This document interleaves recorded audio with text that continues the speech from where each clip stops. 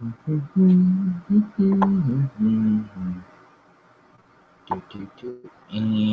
let's see. It looks like Google Hangouts says we're live, so I hope we are.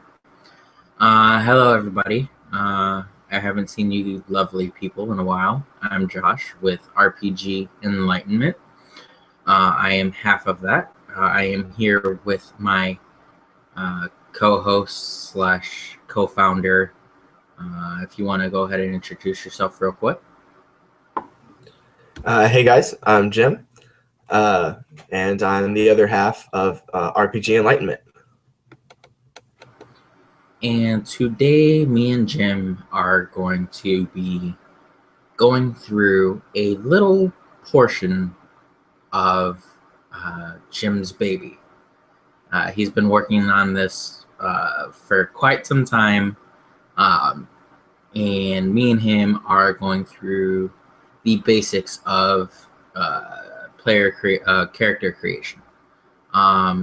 So fair warning, this is playtest, early documentation.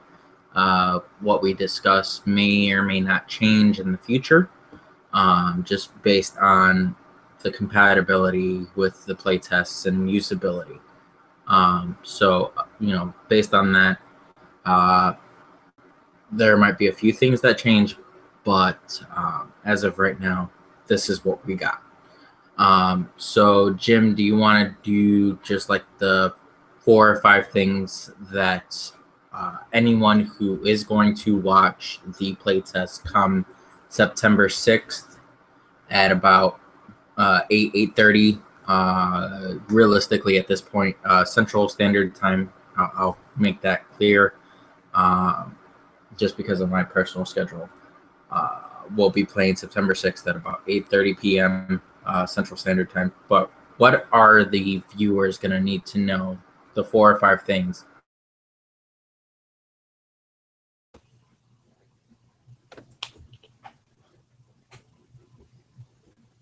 Oh no, I don't know if my thing froze.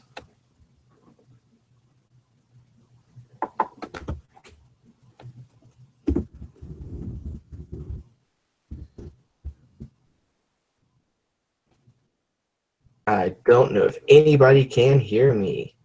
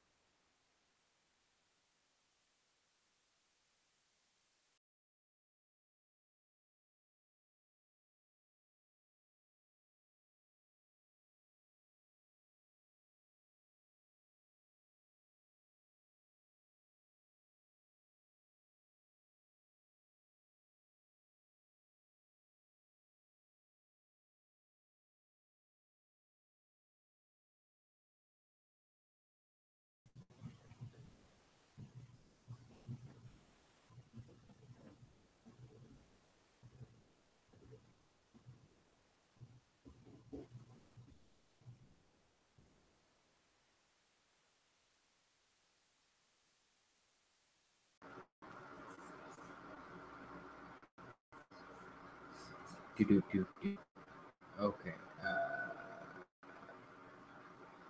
Sorry, we're currently having a little bit of difficulties here.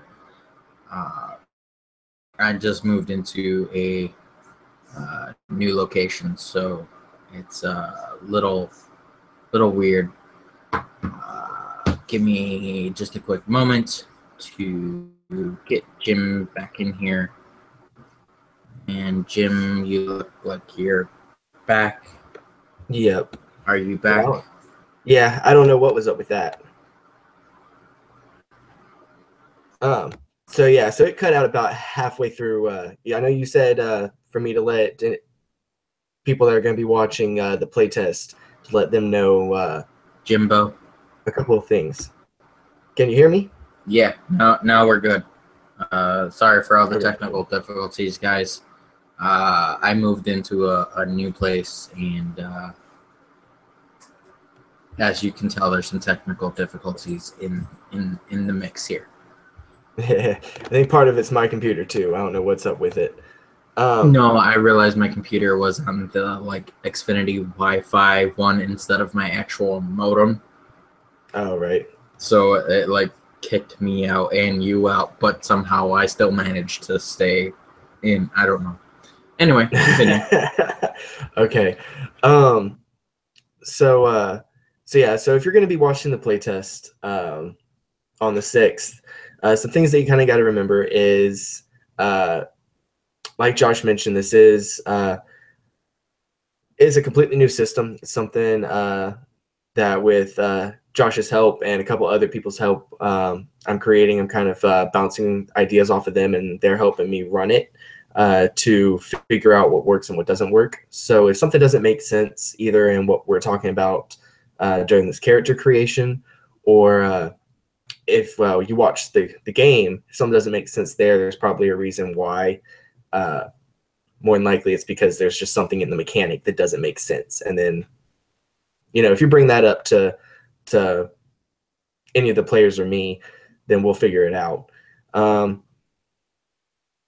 Other than that, though, everything's pretty explanatory within the world. You get the sense really quick that everybody has these really advanced powers, I guess you could say. Everybody controls a specific element. It's something they're born with. It's not so much something you learn. Obviously, you develop it as you train and stuff like that. But everybody has something that they're naturally able to manipulate and control. And religion is a major factor. So if people are doing things a little bit odd in game, then you could probably chunk that up to whatever religion they chose, because religions have a very specific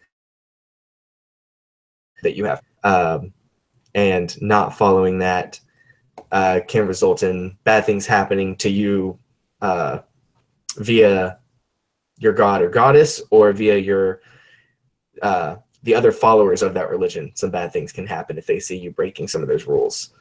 But yeah, that's really about it that you need to know, at least just going into it at this point.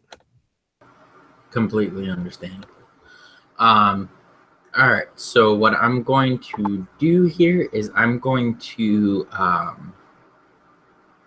screen share the character sheet as we kind of move along here. So as Jim is kind of walking me through it as one of the players in this game, you guys can start to see what exactly is kind of going to be going down, so that way you guys can follow along in the process here. Jim, are you able to see the document here?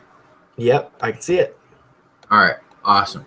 So just this is his little prototype of the Adventura character sheet. I'll just do a quick little overview of it here.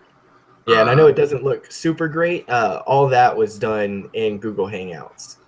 So realistically, you kept it very basic. Everything is kind of upfront and pretty much personal for this. So I'm not sure if you would want to screen share the actual player's guide portion of this. So as we kind of work through this, they can kind of toggle between what I'm filling out in the character sheet and what we're doing. Oh, I can probably do it on my end. Yeah, I'll just do it on my end. It just probably makes a little bit more sense. Okay. All right. So as of right now, this is a very brief little snippet of what I've been thinking of playing. So as of right now, so my natural casting would be what was it, flame or fire? It's called flame casting. Flame. Yep. Oh, And that's you're kind of going awesome with that it went red. All right. that is. And then for Prodigy, I would put the secondary. So you're gonna put dual, Okay. and then I can't even think what they're called. The two dots, you know. Okay. What is it? Colon? Yeah, something like I think, and then the other thing is semicolon, I think. Yeah. Yeah. But and then if you're gonna go with the mineral as your kind of secondary, normally what would happen though is like your natural casting is the one that you are born with. Because for your prodigy you are being born with, that means you're being born with two for choosing the dual castings. So to keep in mind for your character, you from the moment you were born were able to manipulate fire and heat, which is flame casting, as well as minerals, which is mineral casting. So you've been able to do this pretty much your entire life. So pretty Normally, much it's normal for me to be able to control both. yeah. And to other people, though, this would be very unique. Normally, people only have one that they're naturally good at. Now, would you say that, given the fact that I am going to be born with both flame and mineral, would I be ostracized for being able to control both, or would it be very welcomed and kind of seen more as someone someone with probably like more power or something like an Avatar from the Last Airbender type deal? How are people with dual casting ability kind of viewed in Adventura? No, you definitely wouldn't be outed in any kind of way.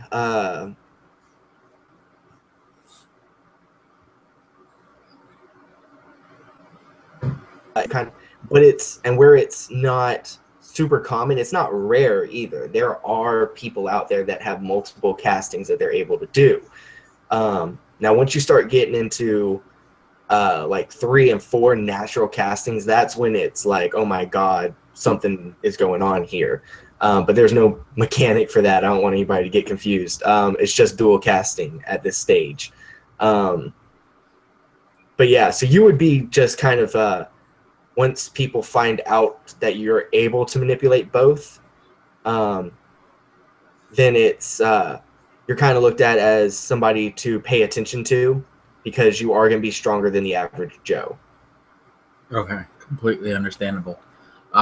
So just kind of my reasoning for picking a dual character, dual casting character. Um, well, for one, as a career occupation, there's something in Adventura called an artisan, which essentially is their equivalent of like a blacksmith. If I'm completely correct, correct me if I'm wrong, Jim. It's pretty much any kind of crafting occupation. So you could be a shipwright, you could be a seamstress, or a cobbler. Really, anything that has to do with making something with your hands is just all kind of categorized into that. It's all put together, and then it's up to you to kind of flavor it on how on what specifically you do. Hmm. Mm-hmm. I'm just trying to be able to click here for the occupation, and it's not letting me do that. So that way I can type in artesian. So just little technical difficulties as far as the actual sheet here. I think I can do a text box.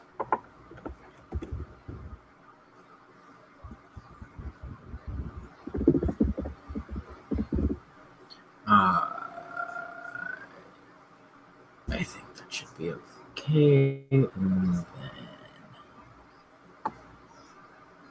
yeah, okay.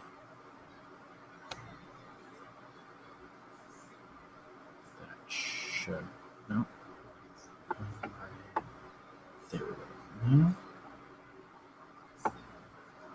Of course, it's not working for me. Well, just imagine for the moment that I'm putting in my thing here as a artesian, as an occupation. So I'm kind of envisioning myself as a blacksmith, kind of being able to work with both flame and minerals. It just kind of makes the most sense to me to have that type of occupation, because it would allow me to kind of create, it makes sense that way, or at least to me, that if I'm able to manipulate minerals and fire, that, those two things combined pretty much would make me what would be a blacksmith. Nitty gritty type of, oh, it lets me put race. That's great. Oh, wait. No, I don't. Oh, okay. Whatever. Really? There's a text box up there. Can I drag that? No. Okay. It's not going to let me drag that. Whatever. Somehow there's the text box up top. Okay. Whatever. Completely getting sidetracked here. So my general character concept is my character, I haven't decided on a race yet, mainly because I haven't really taken enough time to look through the races, and me and Jim all go through races in a little bit, so that way we can kind of choose one for me here. Is a prodigy, which essentially is a dual wielding person who is able to use castings from two different types. So, as far as, pardon? I know. I just wanted to point out, because it seemed like there was some confusion about prodigy and the quirk and the natural casting. So I just wanted to touch up on that real quick. Sure. It is your world, after all. I just want to make sure it comes across clear, as clear as possible. So the natural casting is something that everyone is born with. It's one of the manipulations. So you get to pick one of the different kind of elements that you're going to be able to manipulate.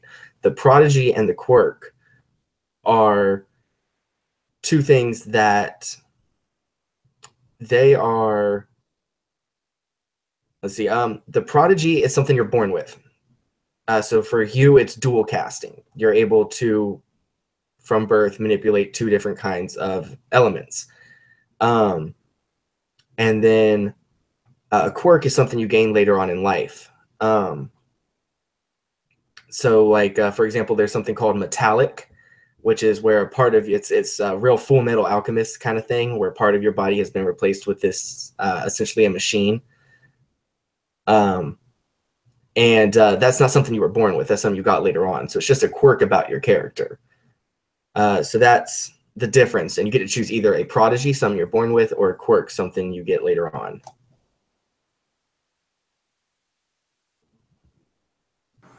Yeah. Okay. Awesome. Good to know. Okay. So, kind of coming back to the character sheet here. So seeing as I am going to be a dual wielder, let's see.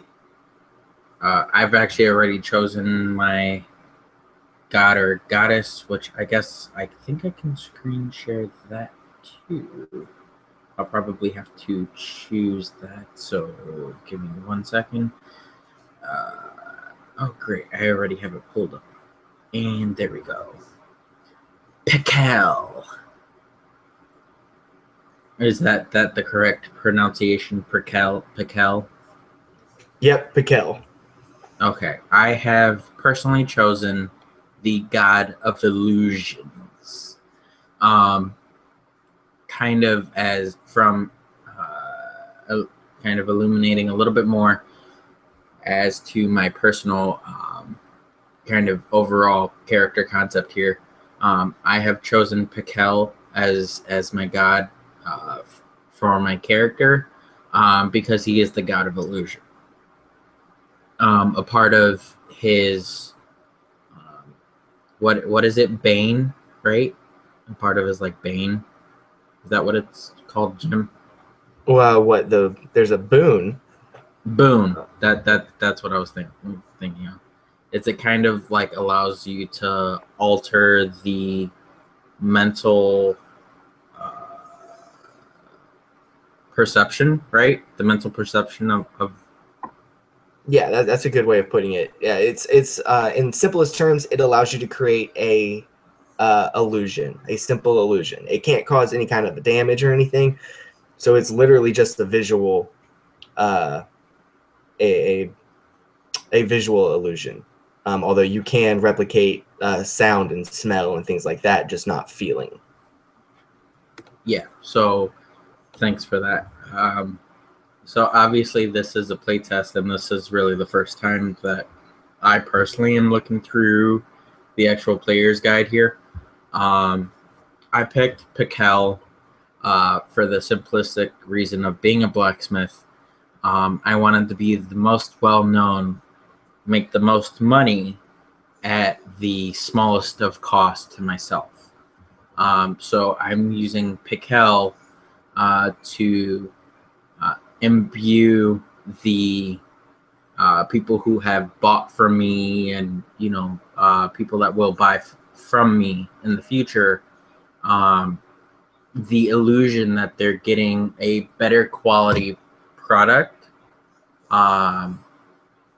which makes them pay me more for me using a whole lot less. So it's that altered perception of getting something better and making more from them and really giving them less.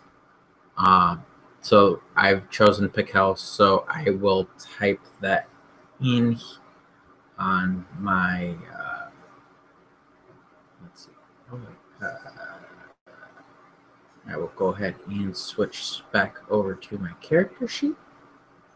And then I will choose my god or goddess as Pikel. Correct. That'll always freaking get me.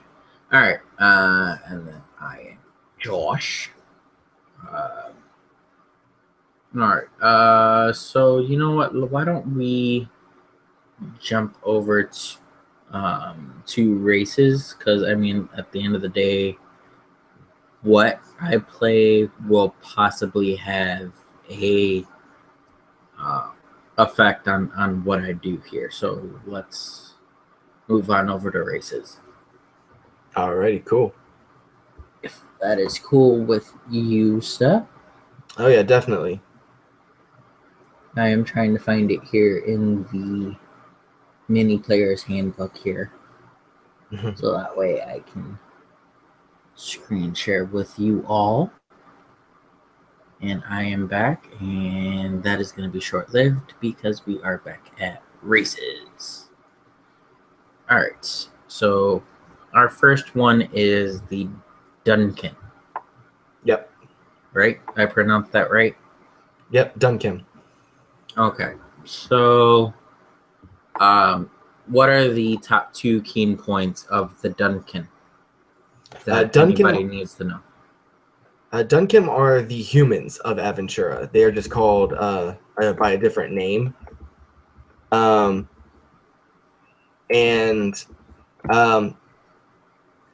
Something that's kind of interesting about Duncan as far as them as an entire race is there's a lot of them. Like in most fantasy worlds, humans are probably the race you're gonna come up around the most.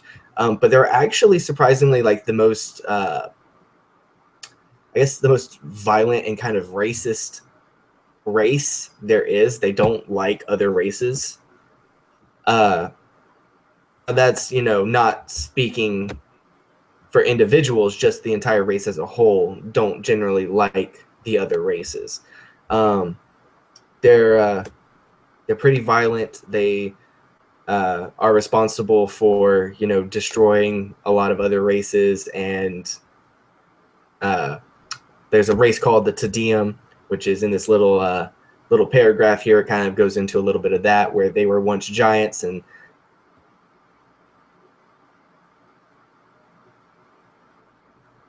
you down and gave them smaller bodies.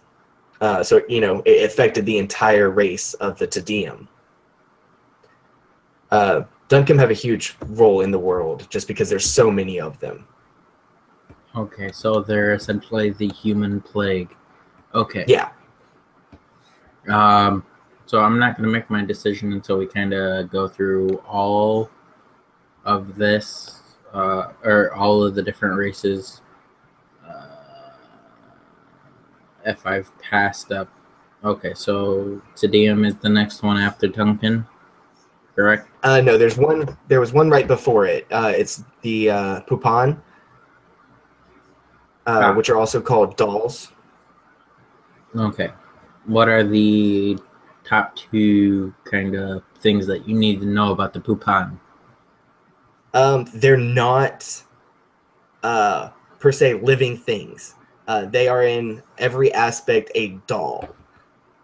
They're puppets. They were created by the Duncan as mindless slaves and servants, and one of them became sentient and released all the others, and it they became their own race. That's the big aspect of them. They don't need to eat, they don't sleep, they don't breathe, things like that. The other thing that you kind of need to know is that each one of them, which explains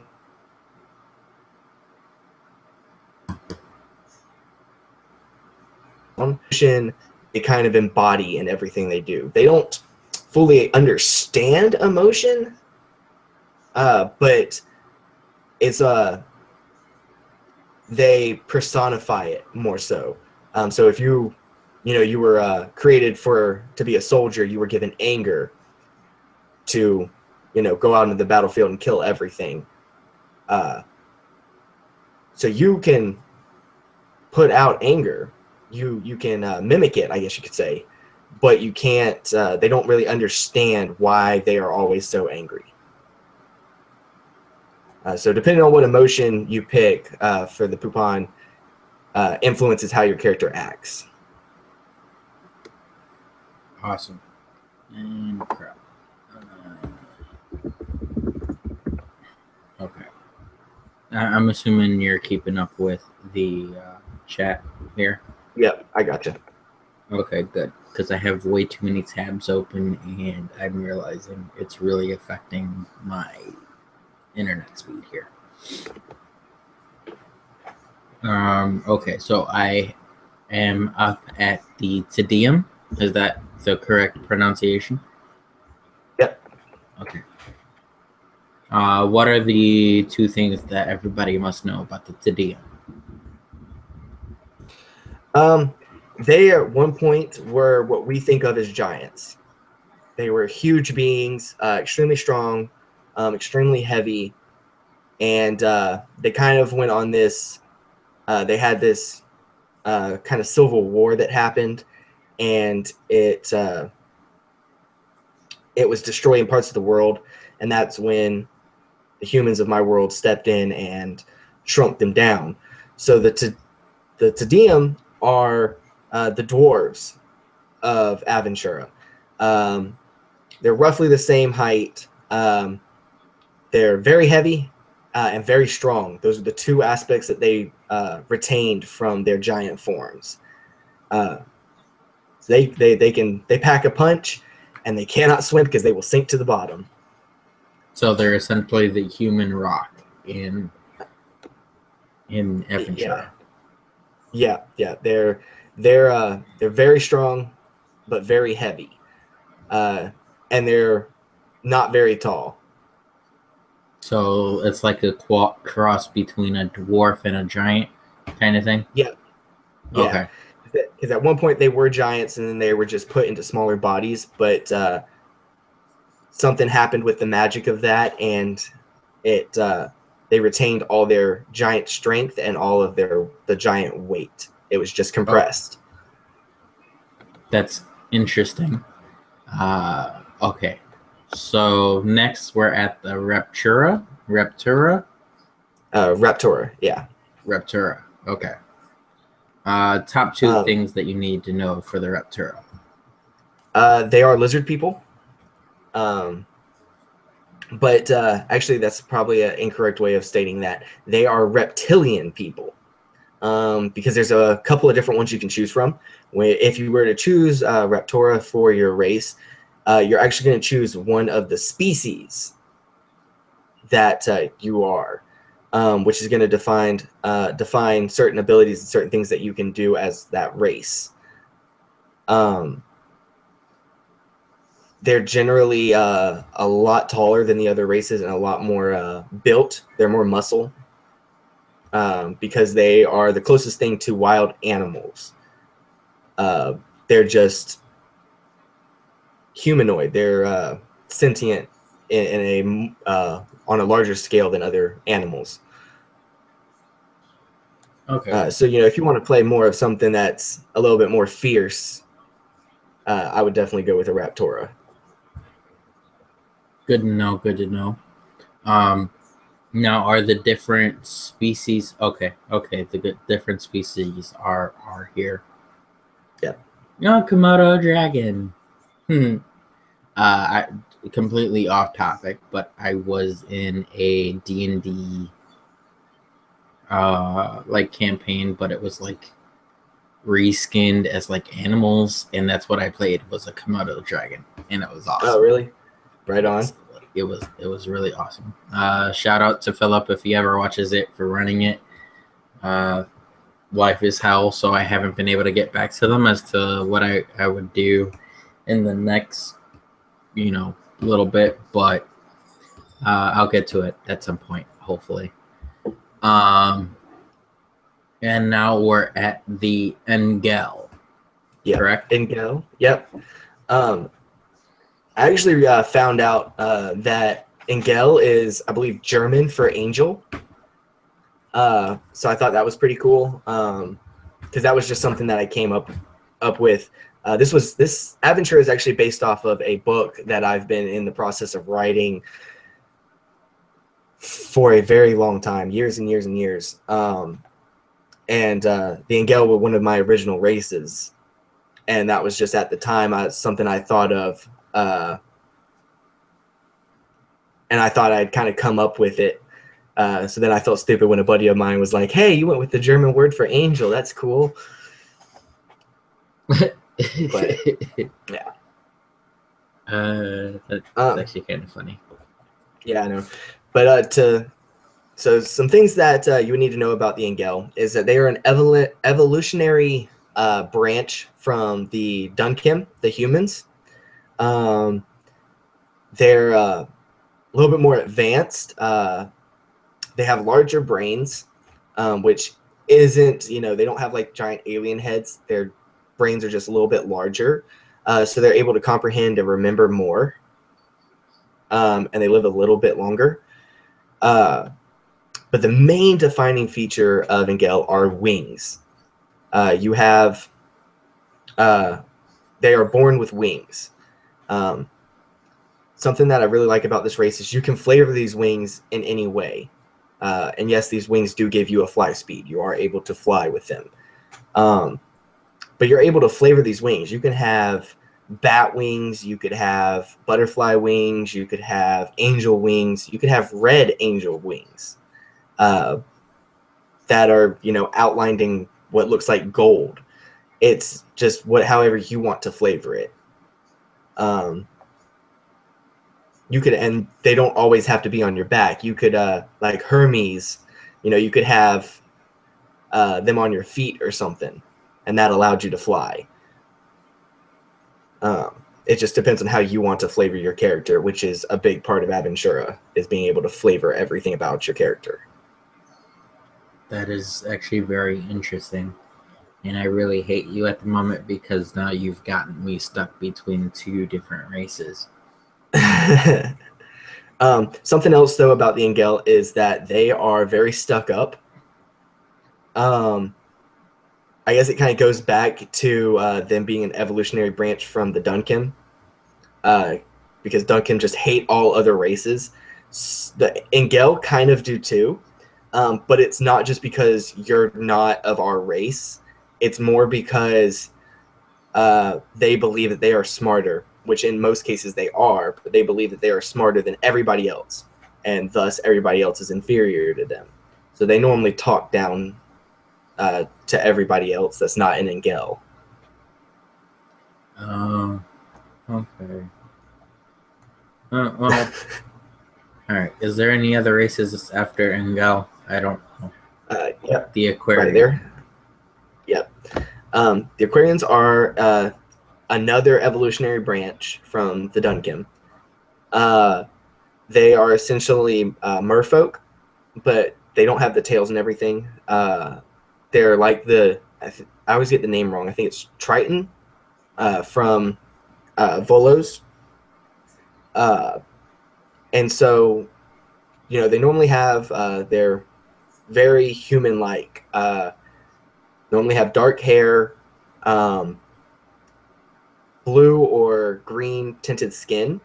The main thing that separates them from other races, besides the color of their skin, is that they can breathe underwater, and they have what is called the fisherman's hook.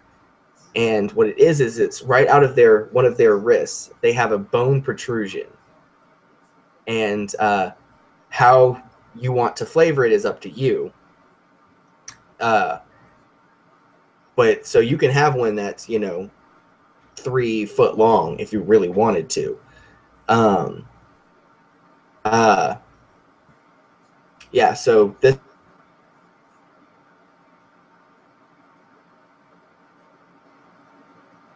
is the unique, kind of like a spear gun. And this is just their natural way of gathering food, and as well as kind of self-defense. And it's connected back to their wrist through this cord-like vein that's very strong, but it can still be cut. So if you were able to cut one off, it would hurt them, and it would not grow back. I think those are the two big things. Is they breathe underwater, and they have the fisherman's hook. That would definitely be a helpful hand. Now, are they amphibious where they can breathe on both land and water, or is it strictly water-based?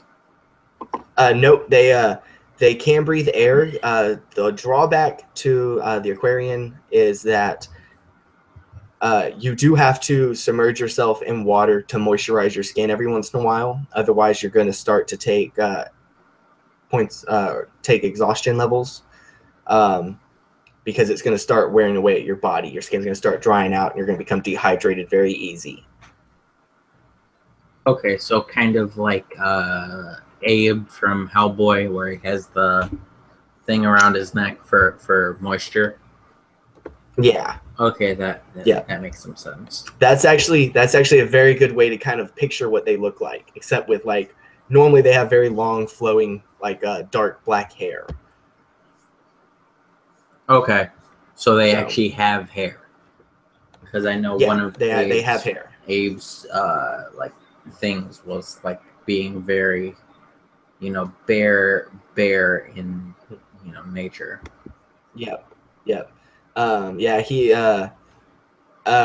something when I was doing a little bit of research for him, they talk about a lot of aquatic mammals either have no hair, or they have this coating on their hair, this oil, and that's actually what they have. Their hair is a little bit thicker. It's kind of covered in this oil to prevent resistance and drag in the water, so they're able to swim easier even with the long hair. Oh, okay. That's interesting. That is definitely an interesting thing. Is there anything after? No. Nope, that's it. Prodigy. Okay. I hate you because now I'm stuck. As of right now, my mind is really stuck between the Engels.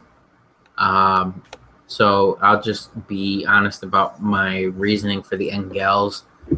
Seeing as I am a dual caster, I'm kind of imagining myself as an Engel, where like one of my wings is like, fiery and like kind of like a phoenix on one side.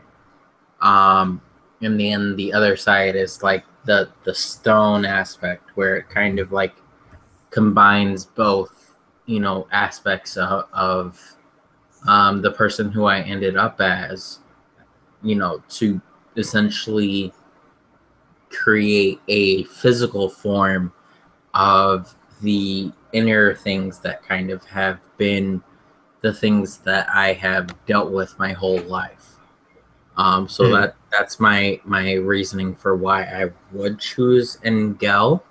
Um, and then I think it was the Raptora that I was also kind of stuck. I'm like stuck between the Raptora and the Engels. Um, being a Duncan would be fine and all, but let's face it, we don't play in role play games to be exactly what we are in real life. Sorry, I know some people like it. Power to them. But I'm very much so for playing characters that you can't be every day.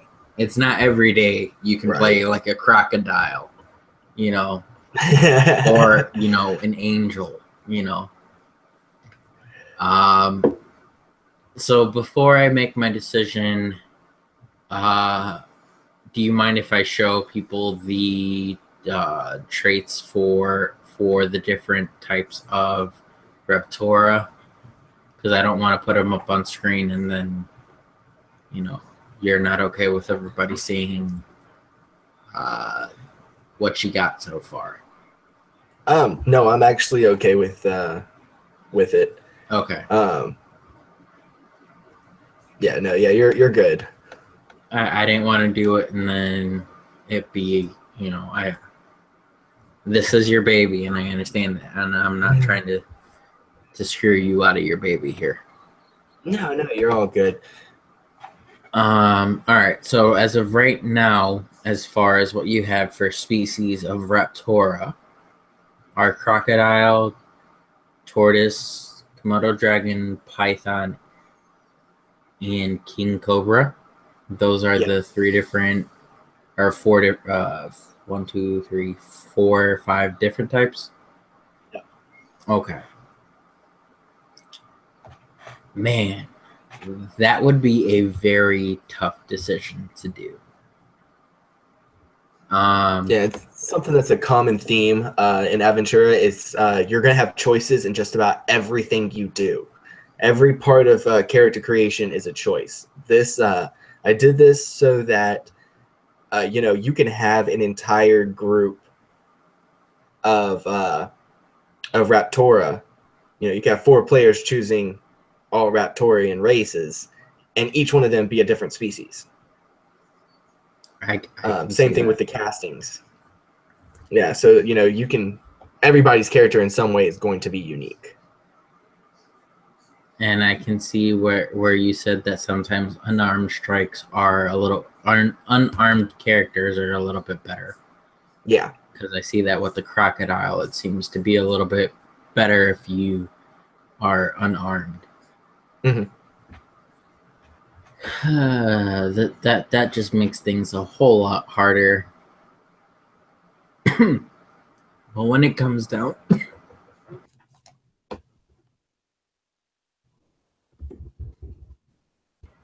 sorry about that, I had to cough. When it comes down to it, do I really want to have to hiss my S's? And I don't see me actually wanting to hiss my S's here.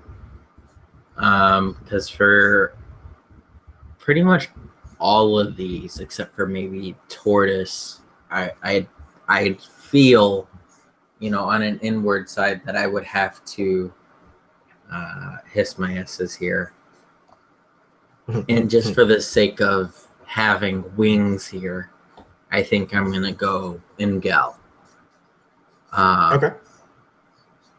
So we'll switch this back over to my face for like 2.5 seconds. And I'll do that. And then we'll type in Engel here in my race. You were going to say something, Jim? Yeah, I was going to see, what did you want to do? Because like for God as well as your race, you're going to get specific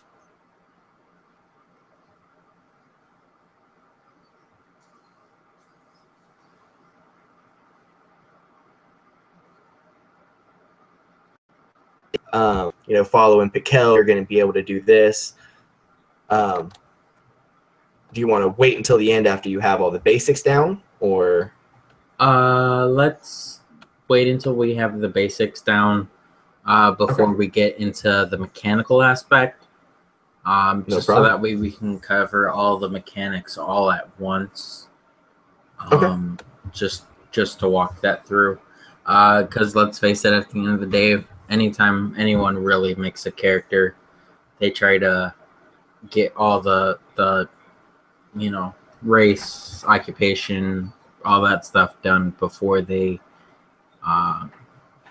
deal with, you know, all the mechanical aspects as to how all that is made. Yeah, gotcha. One real quick question, because I see, you know, the typical, you know, strength, dexterity, constitution, intelligence, and all that stuff. How are you determining that? Is it, you know, a dice roll? Is there any sort of, you know, common, is it like D&D where it's like 15, 14, 13, 12, 10, 8? There is no standard array quite yet.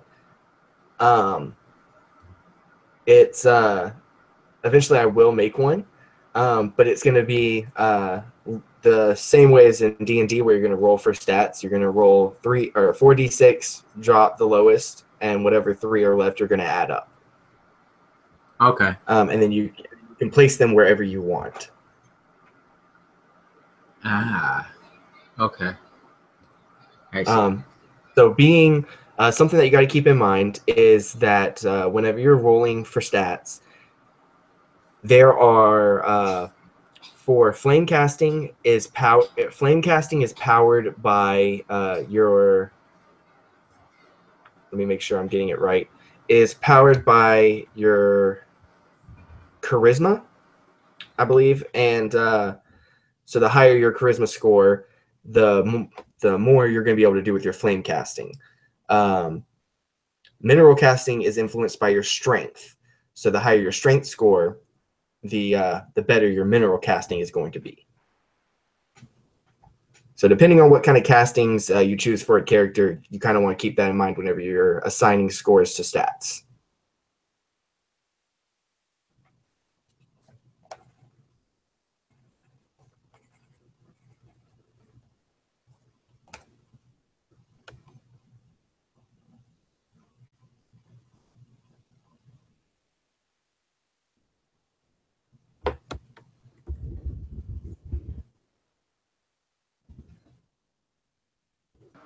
Sorry, I couldn't get my mic to turn off here. Okay, that's fine. Pretty decent. All right, so you're gonna have me find my D&D box here and grab some dice in a minute. All right, so as of right now, we got my race, pretty much my occupation, even though it won't let me type it in here. Which my occupation I'm leaving as an artisan, which would essentially be my version of a blacksmith. We're obviously going to be starting off at level 1, which I'm assuming is what this box was originally supposed to be for, even though it's up there, which, just for the sake of argument, I'm leaving it. Whatever. It's there. whatever. All right, so all of the top part, except for my character name, which I doubt I'll choose until very far ahead. That's pretty much it. All right, now AC is done completely different in your system. Yes. You want to just touch briefly on that? Yeah. So AC, just like in D&D, it stands for armor class. But instead of having a set score of 13, 14, all that good stuff, it's actually a modifier. So it's a plus X. It's plus 3, plus 4. That's one thing that's different about it. The other thing that's different about it is that there are 3 ways to get that modifier. And it's either basing it off of your dexterity modifier, your your constitution modifier, or your wisdom modifier. I would recommend, all for flavor's sake. Obviously, you can do it strictly mechanic wise, but all for flavor's sake, how do you see your character in combat and being able to react to combat? Dexterity is more of dodging, being able to be like real quick and agile, flexible, and being able to backbend out of the way of a blade. Compared to Constitution, which is just being like, you're made of stone. People throw punches at you all day and it just doesn't phase you. It takes a really powerful hit to really get through that tough skin and solid muscle kind of thing. So that's for Constitution. And the last one is Wisdom, which is being able to predict your opponent's moves, being able to read body language and micro expressions and things like that. You can just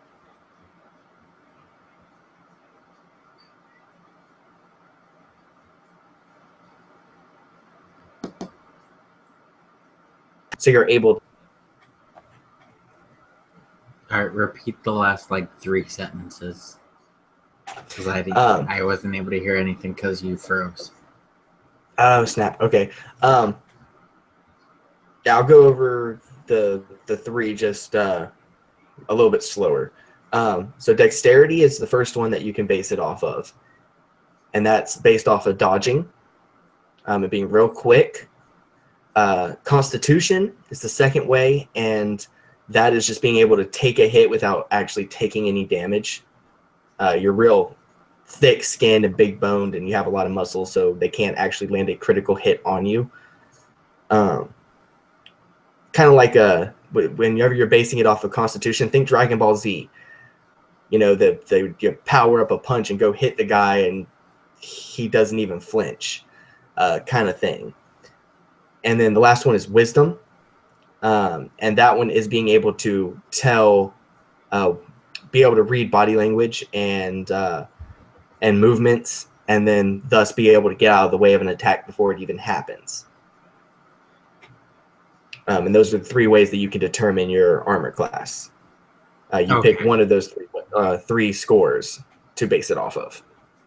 So you only get to choose one at the very beginning of character creation. It's not situational. Yeah, no, it is not situational. It's all about how do you see your character. Do you see them being able to be real quick and dodge and do backbends and backflips out of the way of stuff? Do you see them just standing there and basically letting people shoot bazookas at them and then being able to walk away without a scratch?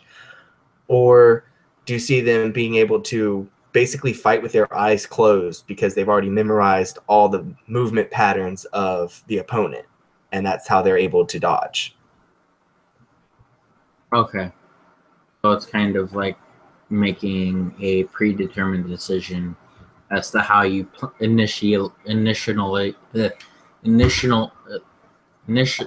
I swear I can't pronounce this word right now. This sucks. Initially plan on playing the character, right? I'm sorry, say that one more time for me. I just now was able to say the word. It so it's kind of determining, before you actually play in the system, the initial way you plan on playing it. So it's whether you plan on being wise enough to outsmart them, or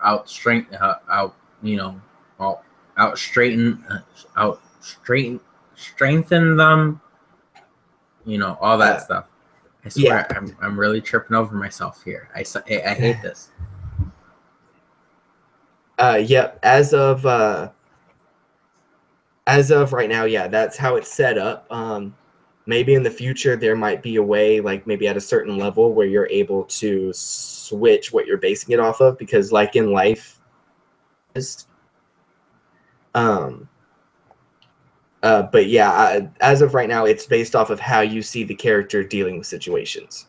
Yeah, are they super tough, basing everything off of Constitution? Are they real flexible for decks, or are they, like you said, very wise and perceptive, and able to do it that way? Okay, awesome.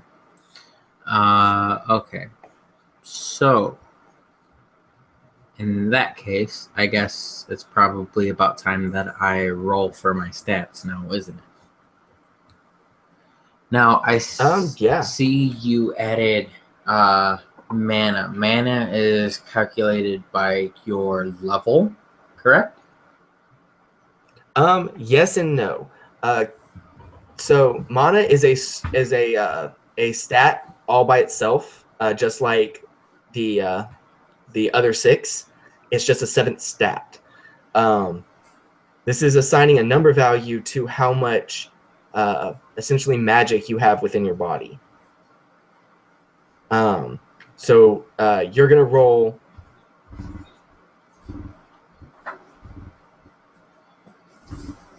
4 times, one for each of those stars, and then you're going to assign a score to each of them, including mana. Okay, and so it's 46, correct? Yes. All right. So yeah, 46. The one box I have not unpacked since I moved is my D&D box, seeing as I haven't played in a game. So I am cutting that box open at the moment so that way I can grab my dice. So that way I can do the first real roll in my new apartment. So exciting. Sorry for all the background noise, guys. I'm breaking open some stuff. Okay, that's one dice. Or die. That's 2 dice. That's 3 dice. Copper set. I need one more die. Oh, I'll use that plastic. That works. Alright, so 4d6. Rolling in 3, 2. Alright, so as of right now, I got 5, 5, 2, and 2. That's kind of crappy. So that's what, 12? Yep. Because I dropped the lower. So I'm just putting it in the YouTube live chat so that way I can do that. Okay. And then I can determine my stuff afterwards. So,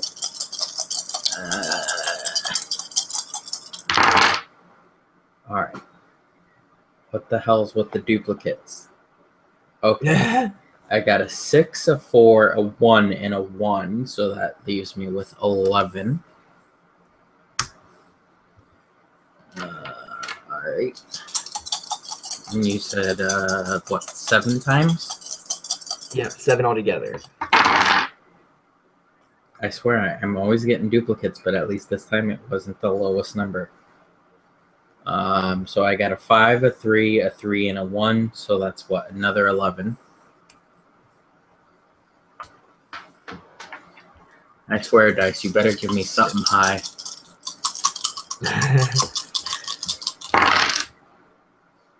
Okay, so I got a 6, a 4, a 2, and a 1. So that leaves me with another 12. I mean, realistically, though, you're actually not doing too bad for a level 1 character, seeing as how you don't have any negatives so far. You don't have a 9, 8, 7, things like that. I guess. I mean, I just want that one thing that is just like, haha, I'm stronger, or, I'm smarter, where it's just like that outrageously high number. Mm. Hey, you never know. You might get some like the rest 18s. Yeah, no. That already did that. I mean, it's better than what I got. So I got a 6, a 4, a 3, and a 2, which puts me at 13. Yeah. So I got 1, 2, 3, 4, 5. So I got 2 more to roll for. Which I guess, yeah, you're right. At level 1, it's fine. But it's just, you want some. Oh, God, this one's horrible. Oh, no. I got a 6 on one die, a 2, a 1, and a 1. So that puts me at 9. You had to bring up 9.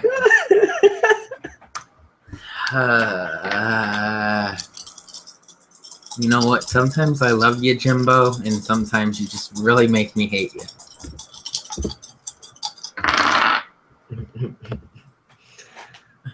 And then I got 5, a 4, a 3, and a 1. So that puts me at 5, 9, and another 12.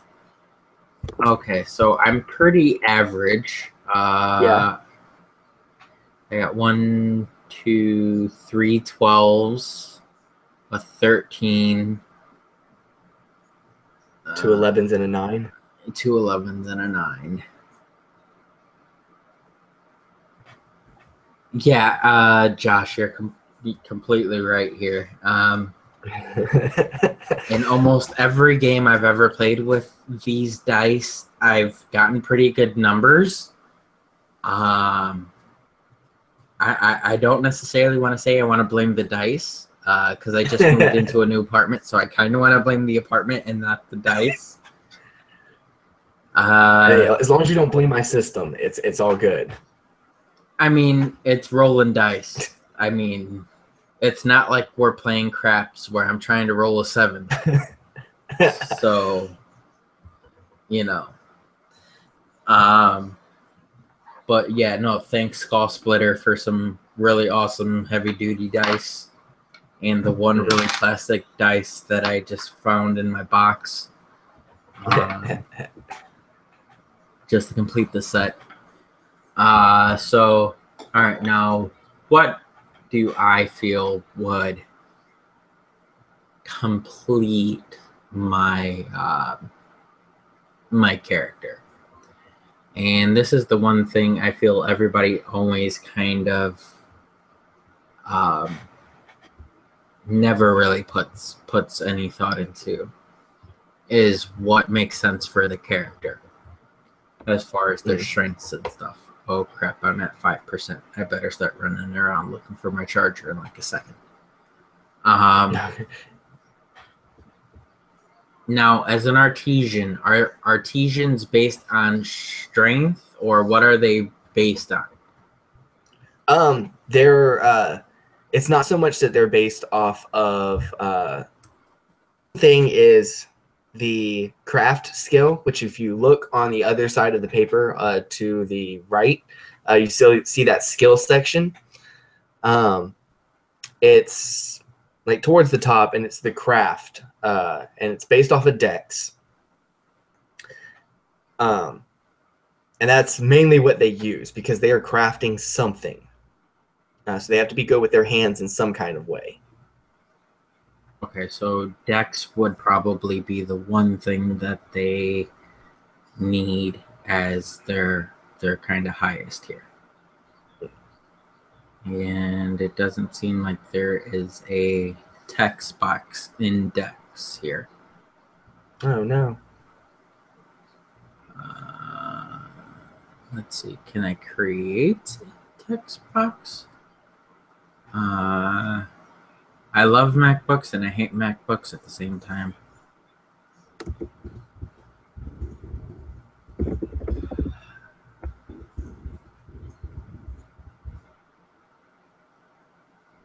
Let's see here. Am I able to create a little box here? Okay, yes. No. Can I type in that box? No.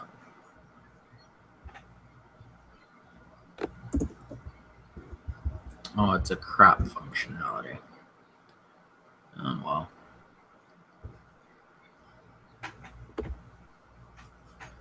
All right. Well, just for the sake of doing this, I'll just type it into the chat here.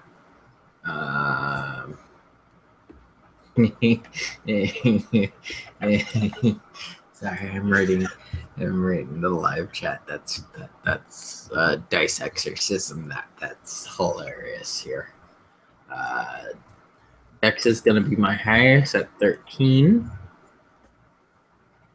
I figure if I'm gonna be a artesian, I'm constantly working with my hands and whatnot.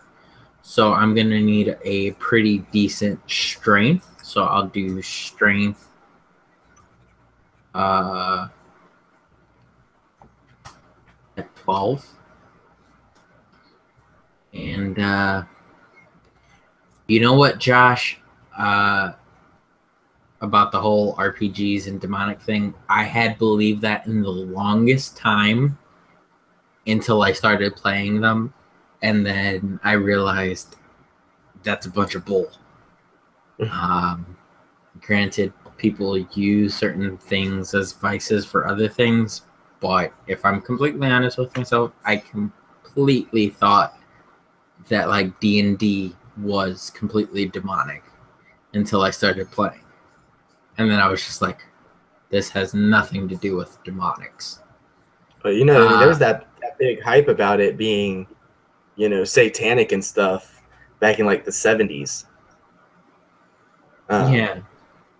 Where it was really bad back then, like when my grandmother and my aunt and stuff were playing. Yeah, that's just, I mean, you're always, you base your own thoughts based on what other people have said about it until you actually do it, and then it's just like, well, damn, they were completely off.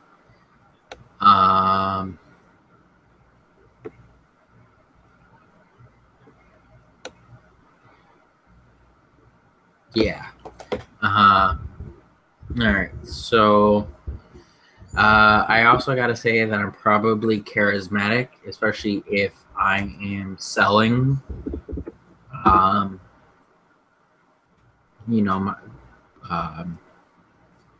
armor and weapons and stuff. So I'm gonna put my charisma at a 12 too, and I'm probably gonna take about a minute or two to run around my apartment, try to find my laptop charger. So if you have anything that you want to say about Adventura while I run around my apartment and try to find the charger, you can. I'll be back. Yeah, definitely. We are alone. Let the shit talkery begin. No. If anybody has any questions, feel free to ask me. Since we're not really doing anything, and I can kind of devote all my attention to. I don't even know y'all can see me. I know he like permanently put this up on the screen, but yeah. So if you have any questions, just like type it in the chat, and I can give you my undivided attention. But let's see. Maybe I'll go through and read some of the comments for people that aren't watching live. It says we have 3, which one is probably me. So yeah. Dum dum dum. Dum dum dum. I can't go up. Oh no. Oh well. But yeah, so kind of go through some things. Adventura is pretty cool. Some that I'm pretty excited about. And for some reason, I didn't think anybody would choose dual casting at first. I believe like 2 players have from my playtest have already like mentioned it, and obviously Josh is going with it. So yeah, but one of the things with the prodigies, there's one called All Seer, and it's the All Seer mutation. It's a genetic mutation that occurs in 10 families from different races that allow you to do certain things. Like there's a Tedium family, the Habi family for that one, and it's I believe it's called like Pure Darkness is the name of the mutation, and it all has to do with the eyes. All these mutations, and their eyes are completely black, and this literally makes it where you can't gain insight into them. So like an insight check skill roll would doesn't matter if you roll a nat 20, which in this game a natural 1 and a nat 20 in any kind of a roll is a critical failure or critical success in the rules. Like it's not a homebrew thing, which obviously I guess this whole game isn't a homebrew, but yeah, it's completely that is what it is. So even if you roll a nat 20 on an insight check on somebody with this mutation, you will still get zip. Nothing can be read about them. They don't give any tells away. As well as you can't read their mind through magic. So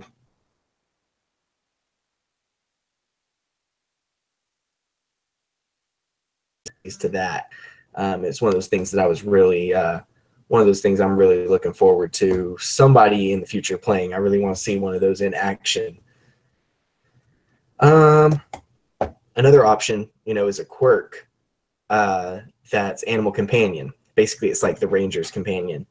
But so you can choose really any kind of animal.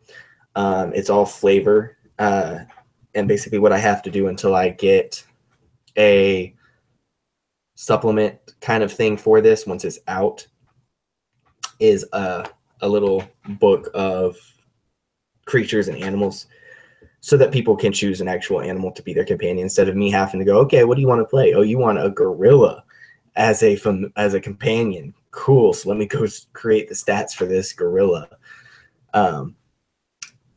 Because something interesting, though, that a lot of people need to know is animals also have casting. They have a natural casting. So you could have a gorilla that can manipulate air for some reason, if that's the kind of gorilla you want. You could also have, a water casting gorilla or a flame tiger, flame casting tiger. I would say all of that is... Sorry, I'm getting like blown up. Okay. I'm back. Yes, an apple tree companion is completely an option. No, I would probably say that an apple tree companion is not an option. And hi, Josh. Hello. Sorry for having you monologue there for a little while I ran around. Oh, it's fine. No, I was just kind of, talking about some of the different like quirks and some of the different quirks and prodigies and stuff, and some of the mechanics like in this system, natural 1 is a critical failure and a nat 20 is a critical success in like everything that you do. It's not just like combat. If you make any kind of a skill roll, if you roll a natural 1, you fail with some severe consequence. So I was just talking about things like that. So like if you use a magnifying glass to try to like investigate some sort of clue and you roll a nat 1, it burns whatever you were looking at, kind of thing.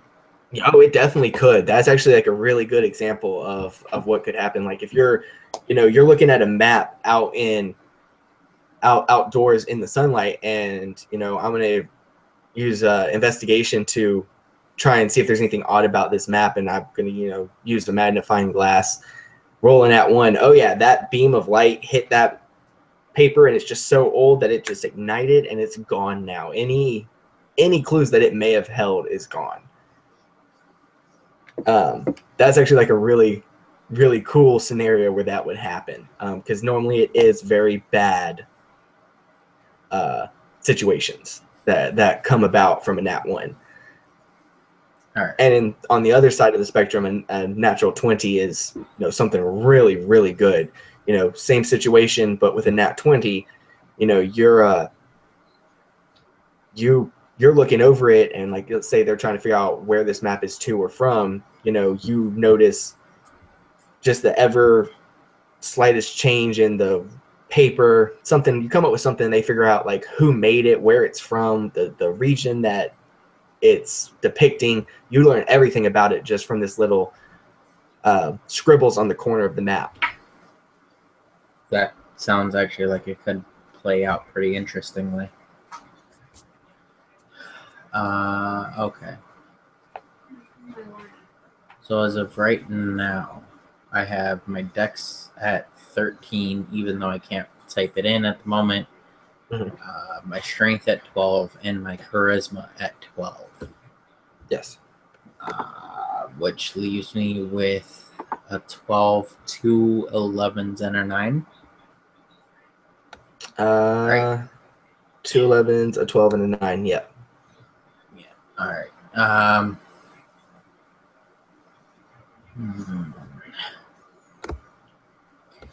Now, I think I'm going to. All right. This kind of sucks here. Last minute decisions. Okay.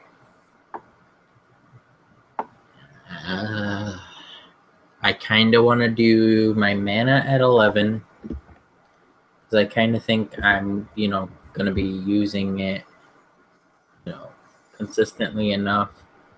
But at the same time, he's full of himself and he's able to use deception. So even if he doesn't meet like a quota or whatever, he kind of has that kind of going for him that he can kind of just use his deception to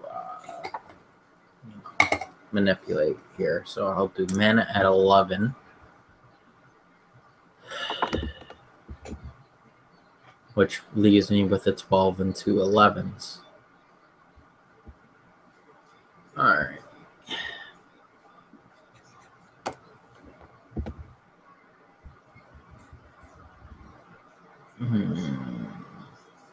Alright, you're the creator of this world. What would you do in my situation here between Constitution, Intelligence, and Wisdom? Which one would you put the 12? I would probably go with Intelligence, especially being because you're gonna need the being in Gel. You're already you're expected to be more intelligent. So the boons and things like that you're going to get from being an Engel are going to be based off of your intelligence. So intelligence at 12, which would leave wisdom and constitution at 11. Yep, and both of those would be at 11. Oh no, one would be at 11 and one would be at 9. Or one, yeah. Shit. Being in Gel, you'd probably have a lower constitution. They're essentially the elves of my world. They're very elegant, and not so hardy, I guess you could say. Mm-hmm. And then if you go with that, then that would leave your wisdom at 11. So as of right now, what we're looking at for my character would be a dex of 13, strength of 12, charisma at 12, mana at 11, intelligence at 12, Constitution at 9, and Wisdom at 11. I'm only saying that, back to back to back, seeing as I'm not able to put it in the actual PDF here. I can do it later on. So that. All right. Now, how is it, and you said, what is AC? How is AC figured out here? All right. So based off of these scores, it's just like in D&D. You're going to have a modifier. So like for strength, that 12 is a +1. That 13 is also a +1. That 9 is a -1. And I'm just going through real quick and I have a little scratch piece of paper that I'm writing all this down on. So your AC modifier is going to be determined either by your dex, which is a +1, your constitution, which is a -1, or your wisdom, which is a 0, a +0. All right, so obviously I would do what I'm at least decent on, which would be that +1. Yeah. So as of right now, your AC would be a +1. Okay. Which I'm not able to do, most likely because, wait, you know what? I might. And while you're kind of trying to figure that out, huh? Well, no, because what I'm thinking is that because of the fact that I'm using a MacBook, it's just a little bit harder. Oh, right.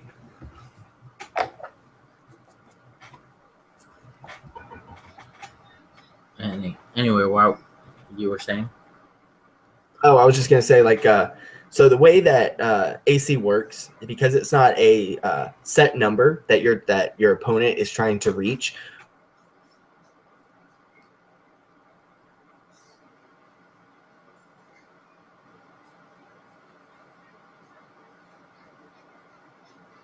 Defense roll, and you're gonna add your AC modifier. So in this case, you would add a +1 to whatever you roll on the dice. Nat 1 obviously is an automatic failure, and you're gonna take like double damage. Nat 20 is going to be an automatic success for dodging, and it's going to give you an opportunity attack. Otherwise, that +1 is really going to come in handy. Yeah. All right. So then, how are you doing initiative? Initiative is strictly based off of dex. Okay, which would be a +1, right? Yes. All right. So I'm not able to type anything in this current little PDF here,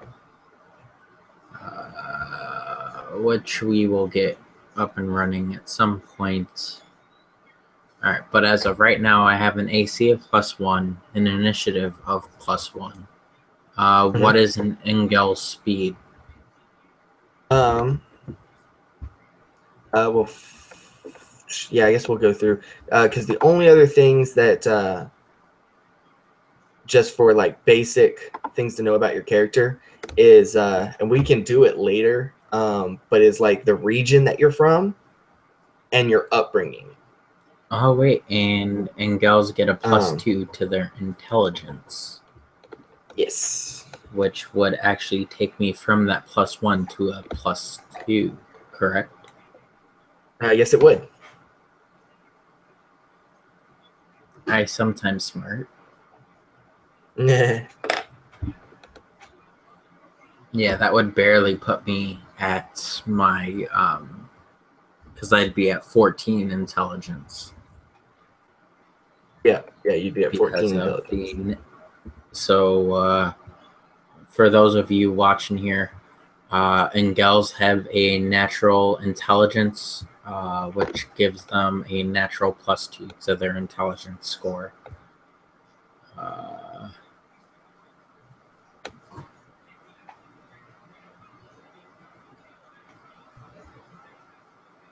Oh, and then as a Engel, I get the Engel language plus two additional languages. Mhm. Is that correct? Yep. That is actually kind of cool. Which is definitely something Yeah. that you don't usually see. Yeah, because they're because Engel kind of stereotypically follow Ishanvi, who is the goddess of knowledge. And she is all about the preservation of history and knowledge in general. And because of that, books are like a heavy commodity to the followers of that religion. And a lot of Engel um, follow that religion just kind of because they are very intellectual beings. Um, but because of that, they have to read multiple languages because they're reading books from other races. Mm-hmm. That's kind of portrayed there, where they're taught to read multiple languages. So that brings up another question for you. Uh-huh. As an Engel, obviously I have chosen Pikel as my god. How Mhm. would the rest of the Engel or other, people of that one religion that the goddess of knowledge, Mhm. anybody who follows that goddess kind of view me, seeing as the common god for my character, um, follows her, but I'm following Pikel. It would probably be pretty common for your character to be called a traitor uh, for multiple reasons. It's actually common for any, even though there's uh, no full out war happening right now. Um, everybody's always going to be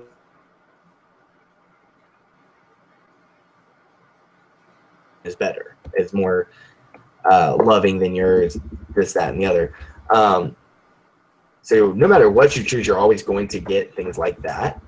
But specifically from your fellow Engel, you're probably going to be viewed as a traitor because where Pikel is the god of illusions, he's also the god of deception. So he is viewed as a liar because he's creating things that aren't there. Um, and with the goddess of religion, it's kind of all about the truth and things Mm-hmm. that to viewing things as they really are. So you would be a little bit of an outcast just because of the specific god that you chose. Okay. But it's not uncommon because there could be, or not could be, there are Engel in every religion. Mm-hmm. Same way that there are all the other races in all the other religions. Okay.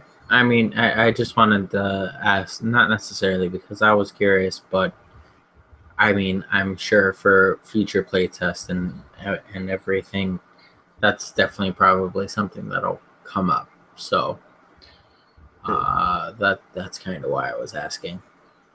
Um, okay, so what is common speed? It's going to be 30. Okay, would that be, seeing as that It's I'm 30. in Gel, I would have a walking speed of 30 as well as a flight speed of 30. Yep. Okay. Yeah, where generally, and it's completely up to you for your characters, like backstory, what region they were born in and stuff, what region they were raised in. But generally, Engel are drawn to the Engel Islands, Mm-hmm. which is just this chain of islands that are in the middle of the ocean. And they're basically like these large uh, stalagmite kind of uh, uh, islands that just come out of the ocean. and they build kind of like birds. They build homes on the sides of these. All I can think of to describe them are stalagmites. These large stalagmite-like islands. And the only way they can travel is by flight. So your wings are very strong. Yeah, your wings are able to carry you as your legs. Okay.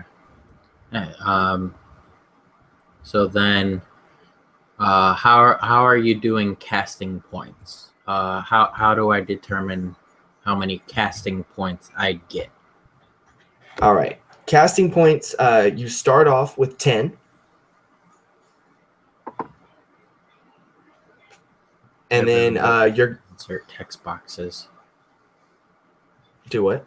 I said I wish I could insert text boxes. Oh wait, I figured it out.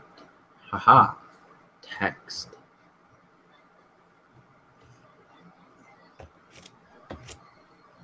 Okay, so then, haha, I figured it out. Ha ha ha ha. Okay, sorry. Go ahead. Oh no, you're good. But so your casting points is the main mechanic for using the different elements. Because to use specific abilities and things like that, you're going to have to spend casting points. So this is like a very big mechanic in the game. Start out with 10, and you're going to add your the modifier for your mana. Your character has a +0 because the score is 11, so it's just going to be a straight 10. Okay. And then the way that works is every level, you're going to roll a d4 and add that modifier. Just every level you gain, you're going to roll a d4, and that's how many more casting points you go up. Okay. So I'm just trying to sing as I figured out how to do inserts here, just to make then.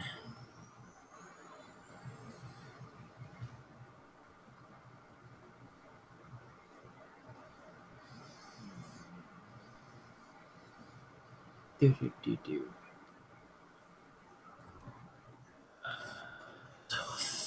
30.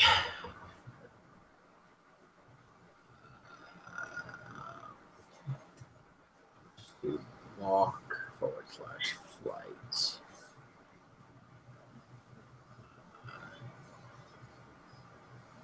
Okay.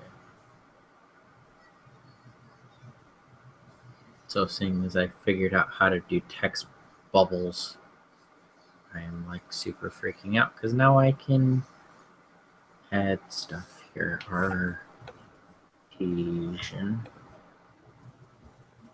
I have a feeling I spelled that wrong, but whatever for right now.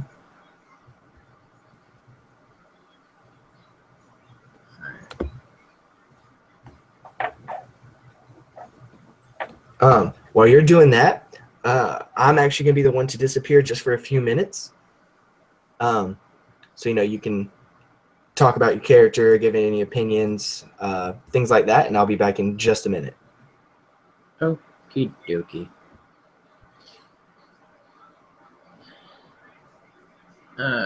So, what's up, everybody?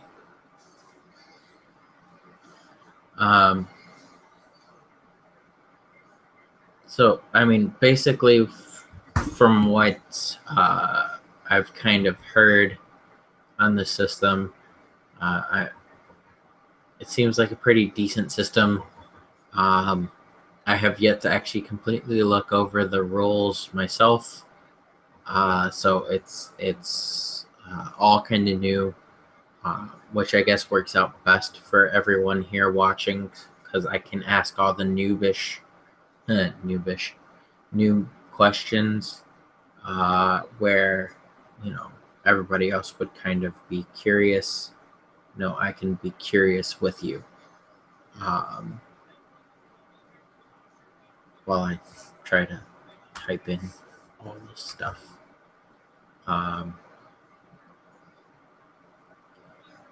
we're definitely gonna be trying to put out some more content here for you guys relatively soon. We've just been going through a lot right now. I personally just moved into a new apartment, so I'm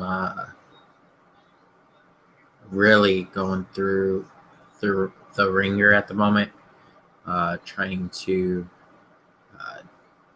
get settled and everything. Uh, but first impressions on the system have not been the worst. Hearing everything, it all makes sense. At first, when he first kind of ran some stuff by me, I was really curious as to how all this would really work out. Just because when we had first gone over it, the way both me and him kind of ran some stuff by each other, some of the stuff didn't make sense, but now kind of going over it with all of you, it makes a whole lot more sense than it did back then. This is the day that we make some dreams come true for my buddy Jim here. And we need all of you and all of your support to sit here and bear with us as we kind of get the feel for being YouTube hosts and get the hang of all of this, as well as going through all of this. Congrats to Jim. Everybody wish Jim the best here. He just got married not that long ago. So that's kind of why me and him have kind of been MIA for the most part on the RPG Enlightenment site or the YouTube channel. So it's definitely been kind of interesting. I am going to screen share my character sheet because I did put in some of the input or the info from figuring out how to put out or put in the different stuff in here. So we're going to be starting off at level 1. My race is going to be in Engel.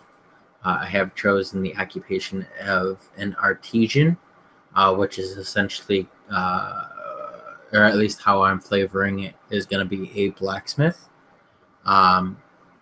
What I have decided to do is have a natural casting of flame, but kind of because of the reincarnation process, I'm going to have a dual casting ability of both flame and mineral.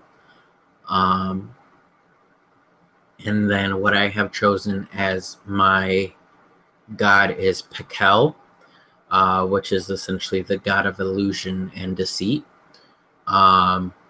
So just a quick thing, my AC is going to be a +1 as well as my initiative. Actually, I gotta alter this here because, oops, my intelligence actually is a 14 due to the Engel's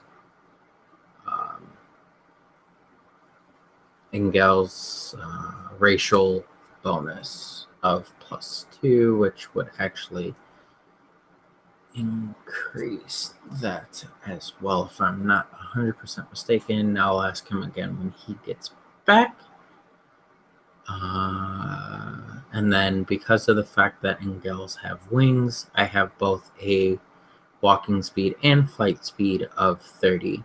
My casting points are going to be at 10.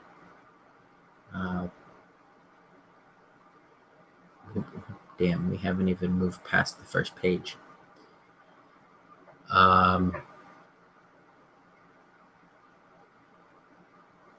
So as an Engel, I will get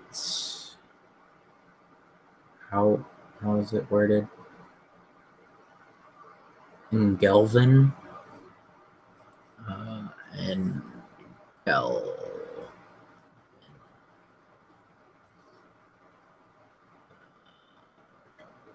That way, and then as well as 2 additional languages, which I think I will choose. The Aquarion's language is Aquarius. I'll choose Aquarius.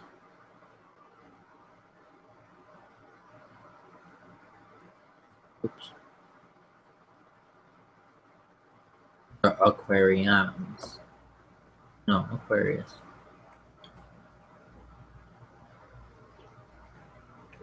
I don't know if you can see me, but I am back, dude. Sorry about that. Yeah, no, I can see you now. I was, inserting and manipulating text boxes here, seeing as it wasn't letting me put in, my stuff. So, right.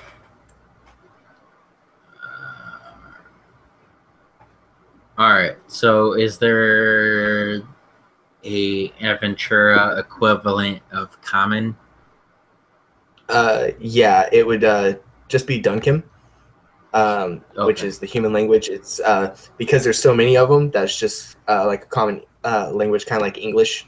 Everybody learns at least a little bit of it. Okay. So then I'll probably switch off a little bit here.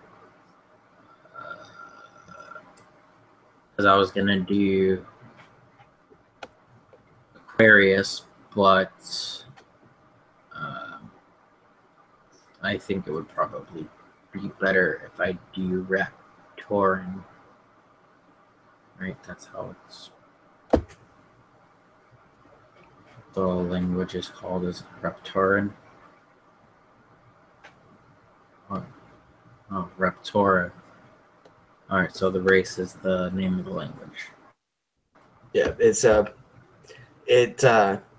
pretty standard for a lot of them. The name of the language is kind of, or the name of the race is kind of their language. Although I kind of do like Raptoran. Yeah, I just figured because it just made a little bit more sense to me. But oh no, I actually kind of like that.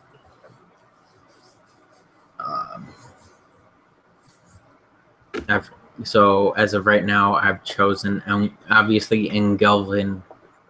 I get from just being an Engel, and then for my 2 additional languages, I've chosen Raptoran and Duncan.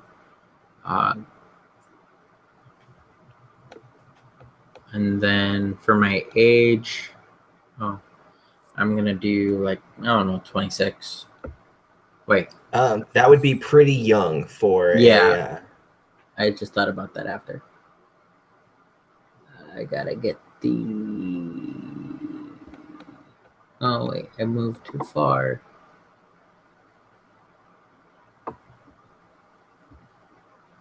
I thought about that after I said it. Lifespan is 145 to 200. Oh god. All right. So what's like that? Essentially, what's their version of like 21? 21 would be What, probably like in your 90? 60s.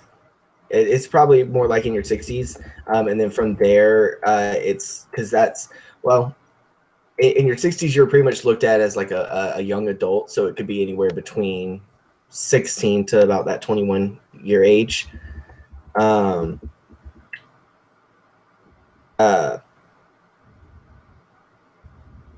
Something to think about is when you are roughly 13 years old, you choose your religion.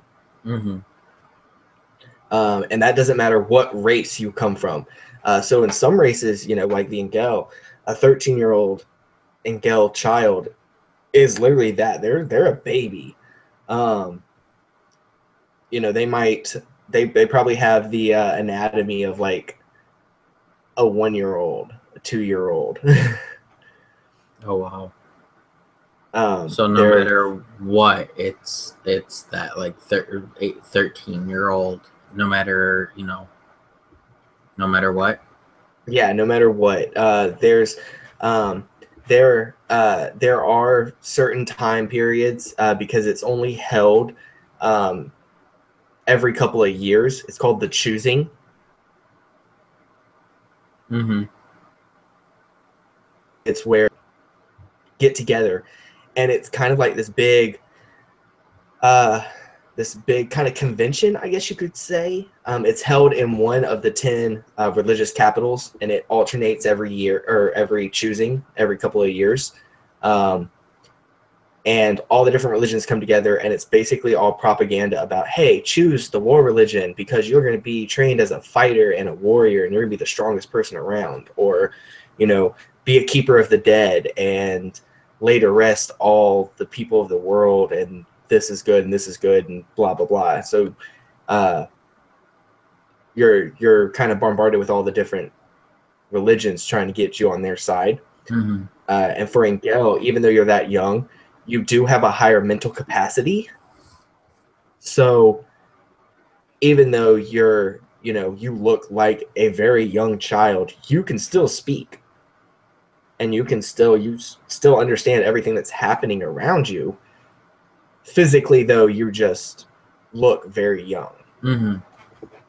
So you kind of have the basic knowledge of like uh you know uh you know er, early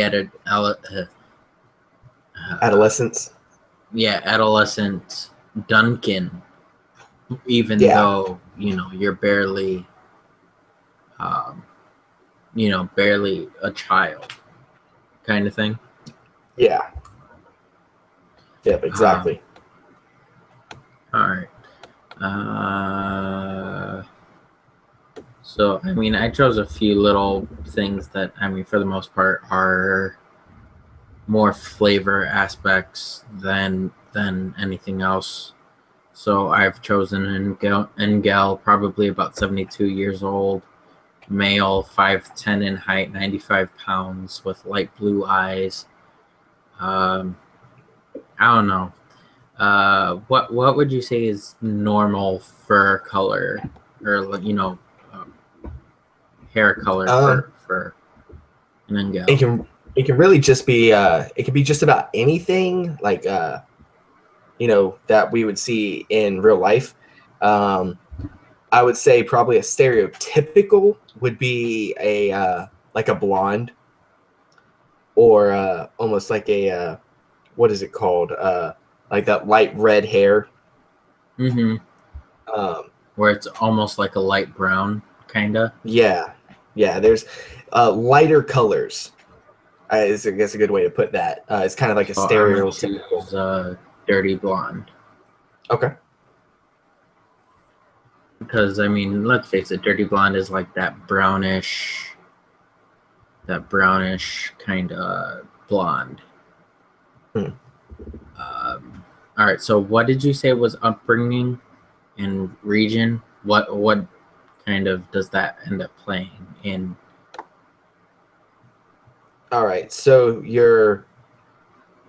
we'll go with region first.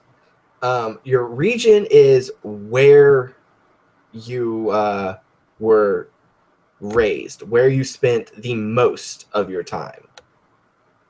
Um, Let me get to it on my side real quick so I can just kind of go over it. It's the Normally I have this little text box that tells me, like where everything is at, and for some reason it's not on here. Um,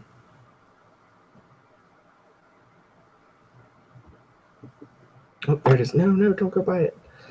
Um, but so like there's like the desert, swamp, mountain, island or coast, the plains, jungle, and I believe those are the ones to choose from. I just need to get to it. Every time I get to it, it like jumps past it.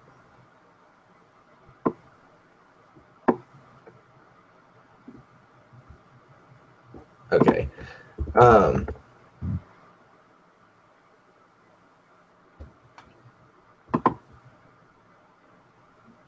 All right, I'm in the regions here. It's mountains, coast, islands, plains, forest, jungle, swamp, desert, major city, tundra. Oh, okay, and tundra. Tundra's the last one. Okay, yeah. It's on 47 of the playtest. If yeah, you I got you right pull here. it up on your end. Yeah, I've got it. So yeah, so this is the region or the area that you spent the most time in your life. Pretty much it's not so much where you were born, because you can be born in one place and then move to another before you're one. So this is where you spent most of your time growing up. All right, so I mean, let's face it. I mean, I'm kind of like almost. I wouldn't say a bird per se, but I definitely see myself probably flying around more than I walk. Mhm. So I'm gonna say in the mountains. Okay. Just because I feel like that kind of suits my fancy a little bit here.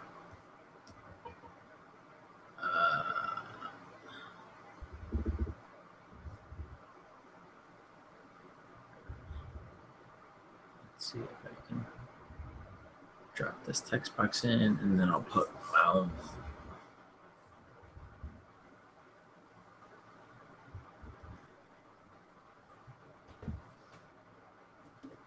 I'll probably have to redo some of this a little bit later on, but just for the sake of building it, for other people to see. Right. Okay, so what about upbringing? Upbringing should be like directly below the regions, and Yes. that is how you were raised. So were you raised in a major city? Were you raised as like a hermit, where you didn't have, besides your family, you didn't have any contact with other people? Or were you like a hermit, or I'm sorry, a that was the one I just did, a nomad? Yeah, if you were nomadic. So you traveled constantly, but it was always in a mountainous area. So you got to know a lot of different people, but you never stayed in one place for too long. So hold on, if you're okay with this, I'm going to switch over my screen share here to this, because this is something that I really think is really interesting about your system. Okay, All yeah, of the go for it. upbringings here have positive and negatives. They're not just bonuses. They actually end up costing you some part of your thing, which I think is actually very interesting. I mean, No, because I appreciate that. I mean, I wouldn't say I rolled horrible, but I rolled pretty bad compared to the way that I normally roll. I'll put it that way. And the way I proportioned everything out was to kind of make everything even. Now, choosing an upbringing, I have to really consider who I want to be. And that brings up, that the real essence of character creation, in my opinion. is who are you going to play? Because I know in D&D I've made characters and everything, not knowing how I'm gonna play them, what's going on with them, and based on just some of the things that I've read, just being here with you, I've realized that, you're making the player realistically decide on who they want to be. Yeah. And it kind of provides them that general help in, pushing them into deciding who they want to be. Because, I mean, if I say I want to be a city dweller, well, yeah, sure, I get a +1 to my charisma and my intelligence, but then I lose out on my strength and dexterity, which, if, you've hung out for this long, were the two things that I had made sure were my highest abilities,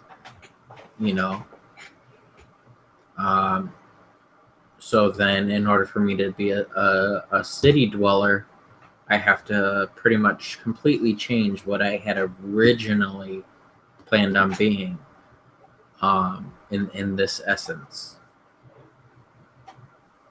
which I thought was kind of cool. Well, yeah, I mean, kind of I'm glad sucky, you like but that. cool. Oh, It yeah, kind no, of I sucks, understand. but it does help you flavor it, which is something that's really nice. Yeah, no, definitely. That's really I really wanted to make Adventura the type of system where character creation, because at least the people that I talk to, in D&D and even other systems, Fate is the other one that I have a good amount of experience in, and even in that, character creation is like a huge part of the fun of playing. So I really wanted to like capitalize on that with this system, where you're not going to be able to roll up a character real quick and just be like, okay, boom, I'm just going to play this guy. No, you got to actually think about it, and you got to decide the different aspects of the character.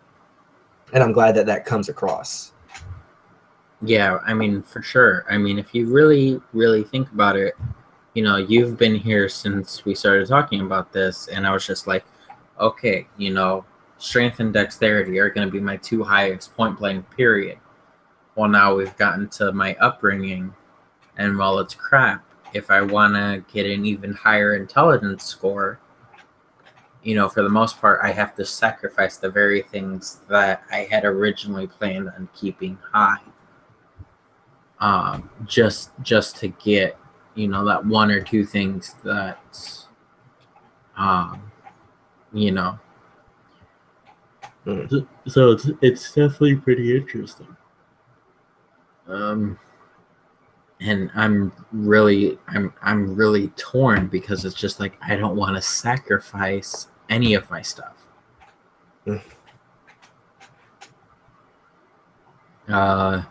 But at the same time, you kind of have to think what is best for your character. Mm.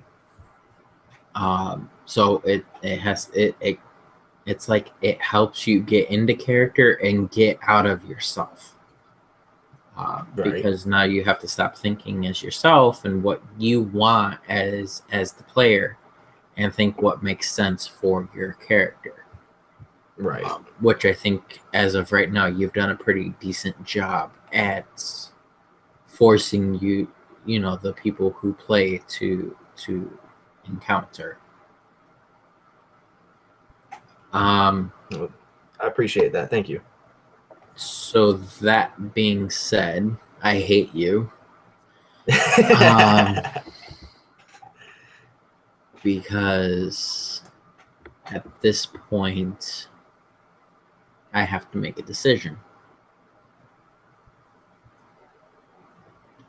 And as of right now, I'm really leaning towards keeping my original idea idea, but at the same time, keeping my original idea does not necessarily make the most sense for my character. Because if I stick to my original idea, I'll choose a hermit. Now, hermit necessarily makes the most sense as far as living in the mountains. Right. But I mean, I'm from Puerto Rico. Puerto Rico has entire cities based entirely on the top of mountains. So, I mean, I could be a city dweller. I've kind of completely overshadowed, the nomad aspect. I've realized that won't suit my character at all. Right. Okay. So, as much as I hate to have this happen to my original idea, I'm gonna have to go city dweller. Just because city dweller, um, a part of my whole thing is being able to convince people to buy my stuff. As a blacksmith, I'm supposed to pride myself on my wares and be able to sell people on what I have. And as an Ingal, I'm supposed to be very intelligent. Um, so it's gonna screw me over a little bit here. But I'm gonna have to drop my strength by 1, which would put me from a 12 over to an 11 here. It would screw over my dexterity because it'll take it from a 13 to a 12, which necessarily isn't a big thing because it still keeps me in that +1 aspect there. But then that would increase my charisma by 1, which would put me from a 12 to a 13. Which realistically, I should probably rearrange my scores a little bit. Because I still could, technically. What, rearrange your scores? Yeah. Yeah. All you got to remember is that if you are going with city dweller, that's going to mean that whatever stat you put in intelligence, you're going to get a +3, 1 for city dweller and the 2 for being in Gel, and then a +1 to your charisma, and then a -1 to both strength and dex. All right. So as of right now, I switched it up a little bit. Okay. So instead of have originally put a 12 in charisma, I switched it over from a 12 to an 11. Which obviously with the +1 to my charisma would bump it back up to 12. Right on. And then I moved the 12 that I had in charisma over to my mana. Okay. Which would give me a +1 in my mana. Yep. And then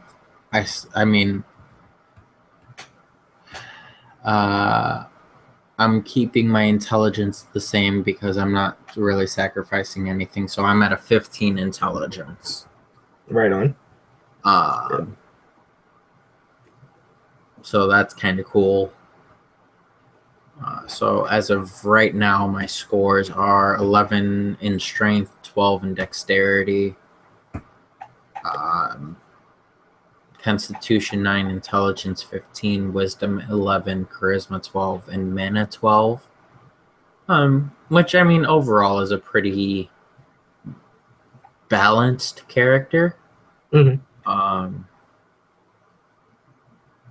So that's kind of a nice little thing. Let me come down here and add in my upbringing here, which I have to add the text box.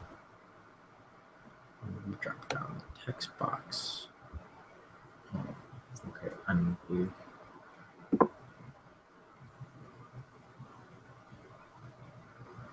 And of course, it's not going to let me.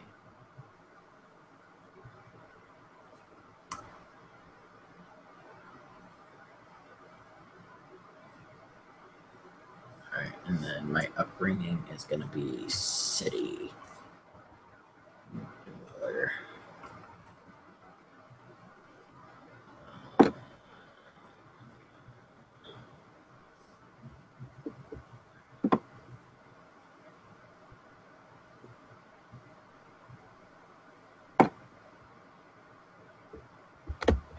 All right, so pretty much everything that makes my character a character, for the most part, is there. Obviously, there's the equipment and stuff like that, but realistically, equipment and stuff is not necessarily the most important things here. Yeah, the only other things is like your skills, your personal knowledge, and any other kind of boons that you get from like your religion, from being from the mountainous area, and things like that. Yeah, and then how are you calculating HP? HP is going to be 10 plus your Constitution modifier. In this case, it's a -1, so you're going to be at 9 starting out. Yeah, that's really horrible. Oh God, I'm so good. I mean, I don't want to give away what me and you what I've already told you, because I want that part to be a surprise. Oh yeah, right on. But that HP bar is horrible. Like, I've played in a few different games, and I have never had an HP bar that low. Never. But then again, I've also based my Constitution modifier to. I think the closest. Yeah. I think the closest I've ever been to like the starting, which is 10 in this game, is like a 12. Is like the lowest that I've ever started a game with. Yeah. Damn, that's horrible. All right. Well, just to do a quick little thing, because I still have to go to bed because I got to go to work in the morning. Oh, yeah, I feel you. Damn, I haven't even given my character a name. Damn, what do I want to name him? He's a flaming mineral blacksmith who is keen. Oh, screw it. I'm naming him Loki. Hey, right on. I like that. Whatever. It works.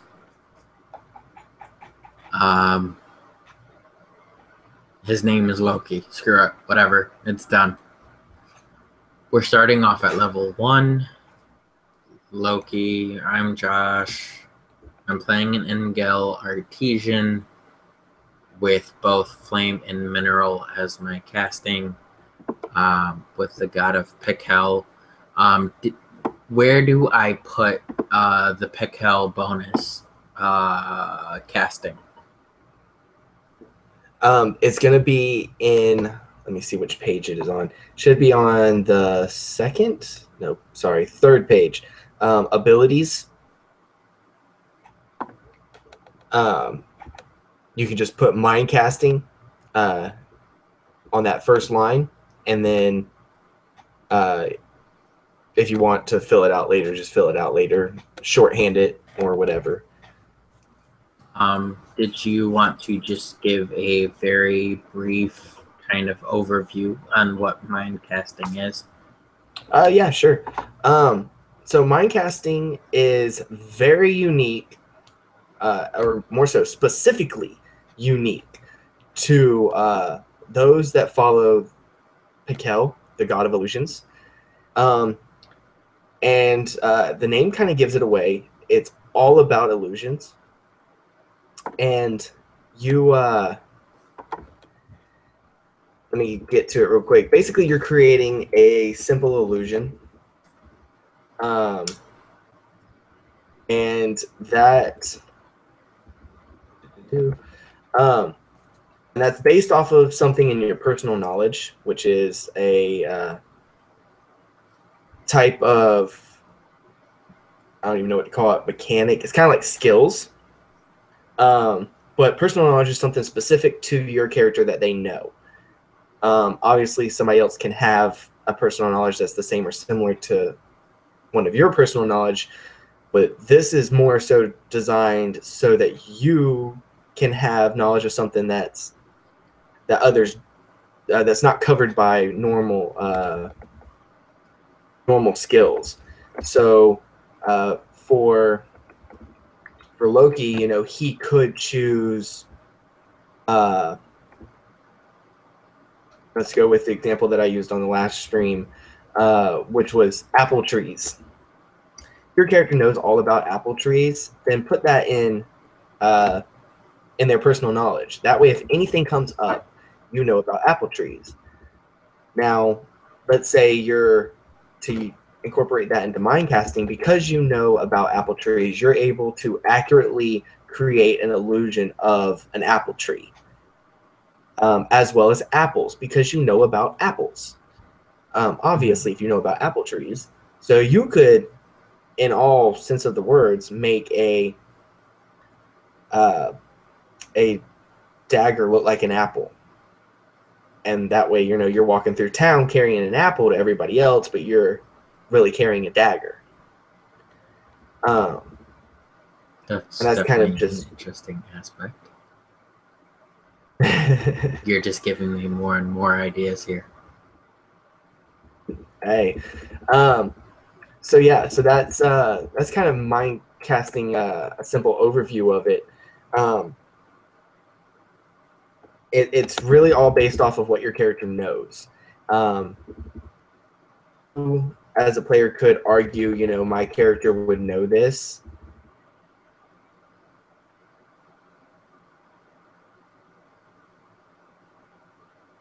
Just played as my character knows about sharks. So I want to be able to, we're in the ocean, and I want to create an illusion of a bunch of sharks that are going to be fighting for me.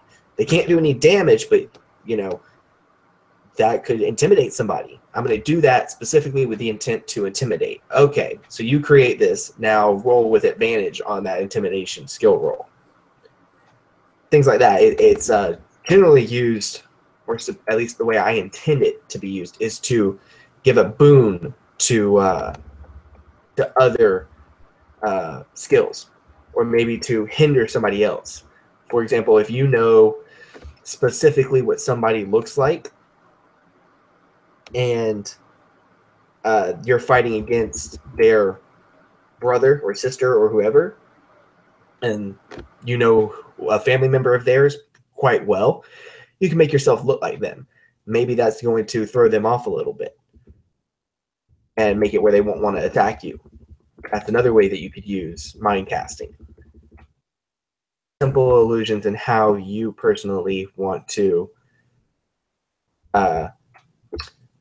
use it. Awesome. Okay, here, I finally got to it. Let me read it to you real quick.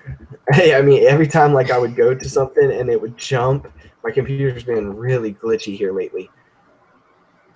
Oh no. I'm assuming that's jumping all over again.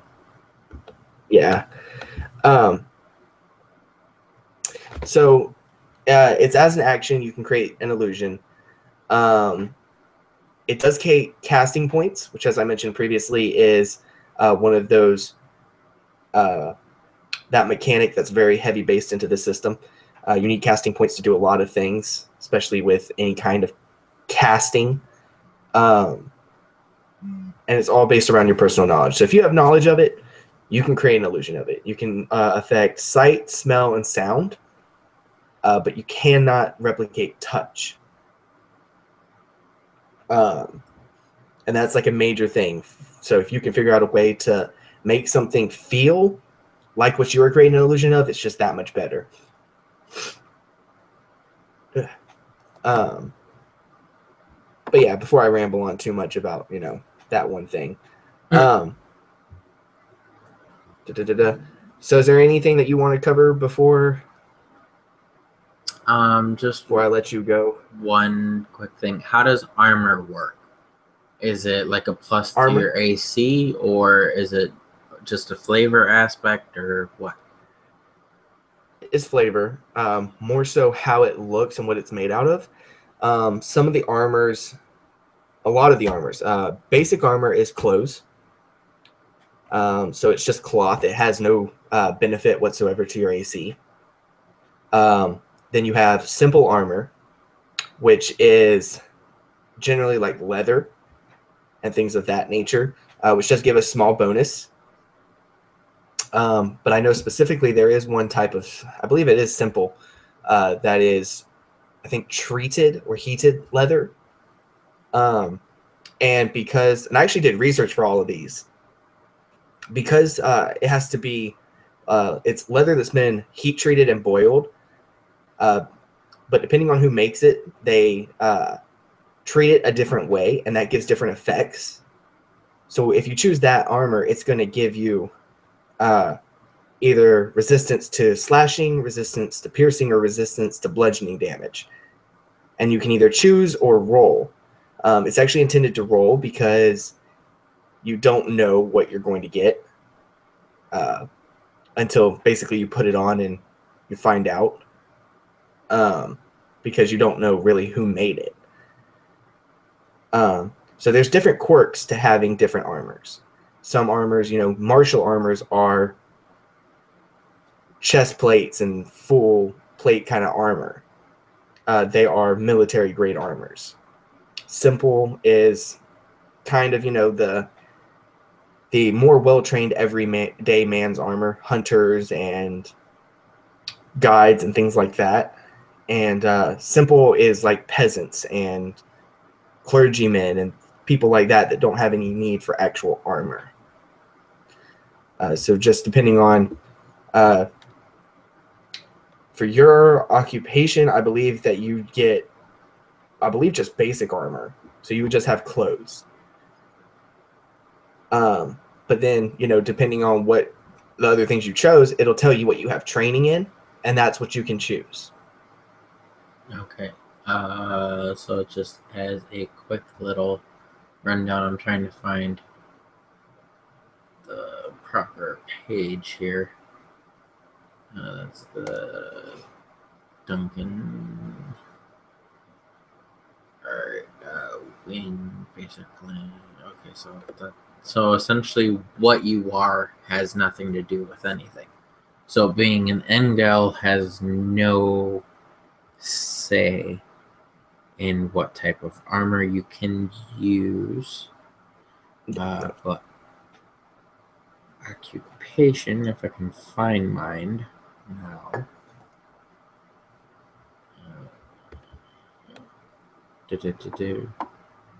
Okay, so as an artisan, I have craft, sleight of hand, casting, knowledge, or investigation as skills.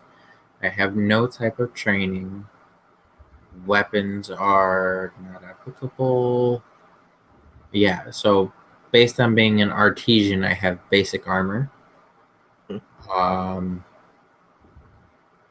But because of the fact that I chose, so then at that point I go over to what is it? This is something cool because you chose. I don't know if you planned it this way. I doubt it, but you chose Engel, which is intelligence based, and because of being a follower of Pikel, the thing you have training in is you have been taught many things as a foundation to your base of your illusions.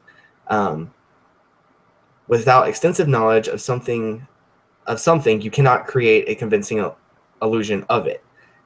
You may choose 2 additional intelligence-based skills to be skilled in. So you're going to gain 2 more when we choose skills, whenever. Or when you choose skills, you're going to get to add 2 more intelligence-based skills. Yeah, that was completely not planned, but awesome nonetheless. I'm. Why is it the one time I'm trying to find like all the other stuff that? Okay, so okay, so then so then you said it for armor and stuff like that. It's based on your region and your upbringing, right? As well. Not your upbringing, but your region. Okay, so then as far as region, seeing as I said mountains, I do have climber's kit or stone mason kit as a training, basic and simple armor as training. So I can choose a simple armor. And then I have basic and simple weapons as the training as well. Mm-hmm. And the way to think about that is like basic weapons are kind of like you being a blacksmith. You work with a hammer. That hammer is not intended to be a weapon, but it can be. And that's the idea of a basic weapon. It's something that wasn't in, it's like improvised weapons. Simple weapons are similar, but they actually require training, like a whip. You know, whips are fairly common, especially if you have because there is slavery in Adventura. It is looked down upon, but it still exists, which is a big factor with the Raptora. That's a main occupation that they have. That's what they do, is they're slave traders. So you know, that whip is something that you could find quite easily, but you still need to have training with it. You can't just go out there and start Indiana Jonesing it. Mm-hmm. And that's the concept behind simple weapons. Martial weapons, I'm really excited about because I made the stats and statistics and mechanics for some really awesome martial weapons. But those are the ones that you really have to have skill. You had to have been some kind of soul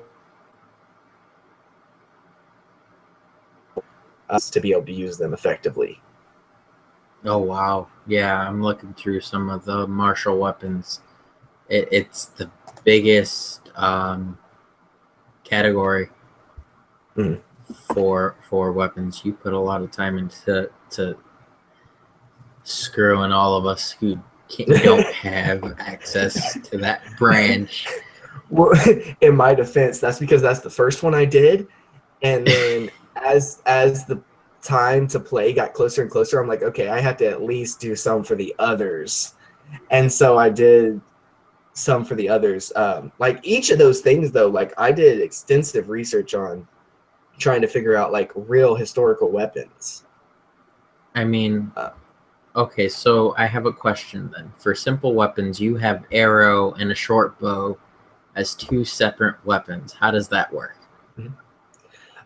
Because think about it as an arrow is shot from a bow for max efficiency, but you can still grab an arrow and stab somebody with it. Okay.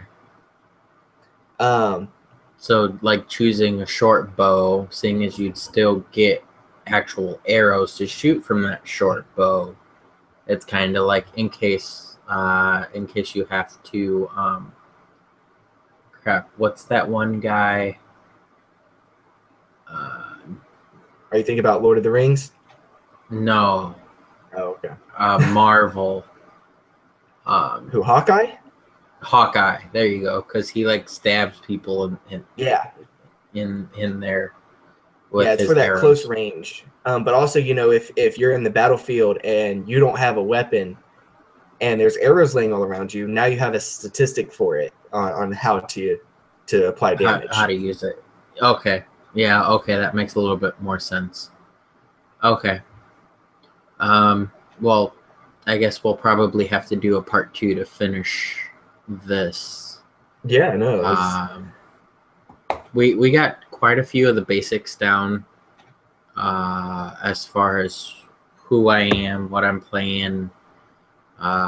It's just a matter of, you know, figuring out weapons and armor, what would fall under the personal knowledge. Mhm. we'll have to explain what trainings are. One thing skills. one thing I'm excited about is the animal companion portion, which I will save you for explaining for part 2, and then obviously backstory. Before you put too much thought into the animal companion, the thing with the animal companion is it falls under quirk, because one of the things that you can choose as a quirk is to have an animal companion, which I explained while you were gone. But it's really at this point, it's like, okay, what kind of animal companion do you want? Oh, you want a gorilla? Okay, and then I have to go and create the stats and the mechanics for the gorilla, which is fine. I don't mind doing that. It's part of what I would like to see happen. But it's a quirk, and the thing with quirks and prodigies is you get to pick one or the other. Fell under prodigy, and because you chose that, you don't get to pick a quirk, which is where animal companion falls under. And kind of look at it like prodigy you're born with. It's something since birth. Quirk is something that you gain later on in life. Okay. I can see that. Awesome. Well, it's 11:05 my time, which means it's probably past midnight for you. Yep. So I'm gonna shoot this as a night. We'll probably make a part 2 sometime this week, seeing as the game is next week to finish off the character sheet. There's obviously not a whole lot more. This was more shooting the breeze and catching up and talking about the, everything all at the same time. So our next little portion of this shouldn't take too long, but thank you to everybody who was able to bear with us through all of this, Josh and all of the other couple of people that stopped by. I am Josh, half of RPG Enlightenment. This has been, I guess, part 1 of Adventura character creation. You want to do your little outro real quick? Yeah. And I'm Jim. I'm the other half of RPG Enlightenment. And I've been like dying to sit down with somebody and create a character. Like I've been bugging everybody like, hey, if y'all need to have any questions, just like let me know and we'll hop onto a chat. So I'm really happy that my buddy here, Josh, decided to like take me up on that. But yeah, so this is RPG Enlightenment. We are dedicated to kind of getting content out there about different RPGs, and I just happen to be working on a system, and Josh has been cool enough to let me explore that a little bit on the channel. I hope that y'all can stop by and watch our game. It's coming up, like you said, next week. I believe it's next week, maybe 2 weeks. No, next week. No, next week. Yeah, it's next week, September 6th. And hopefully you can stop by or go check that out. And on that note, you have been watching RPG Enlightenment, where we strive to enlighten all of you on all the different RPGs that me and Jim encounter throughout our journey. And until next time, may you always seek enlightenment.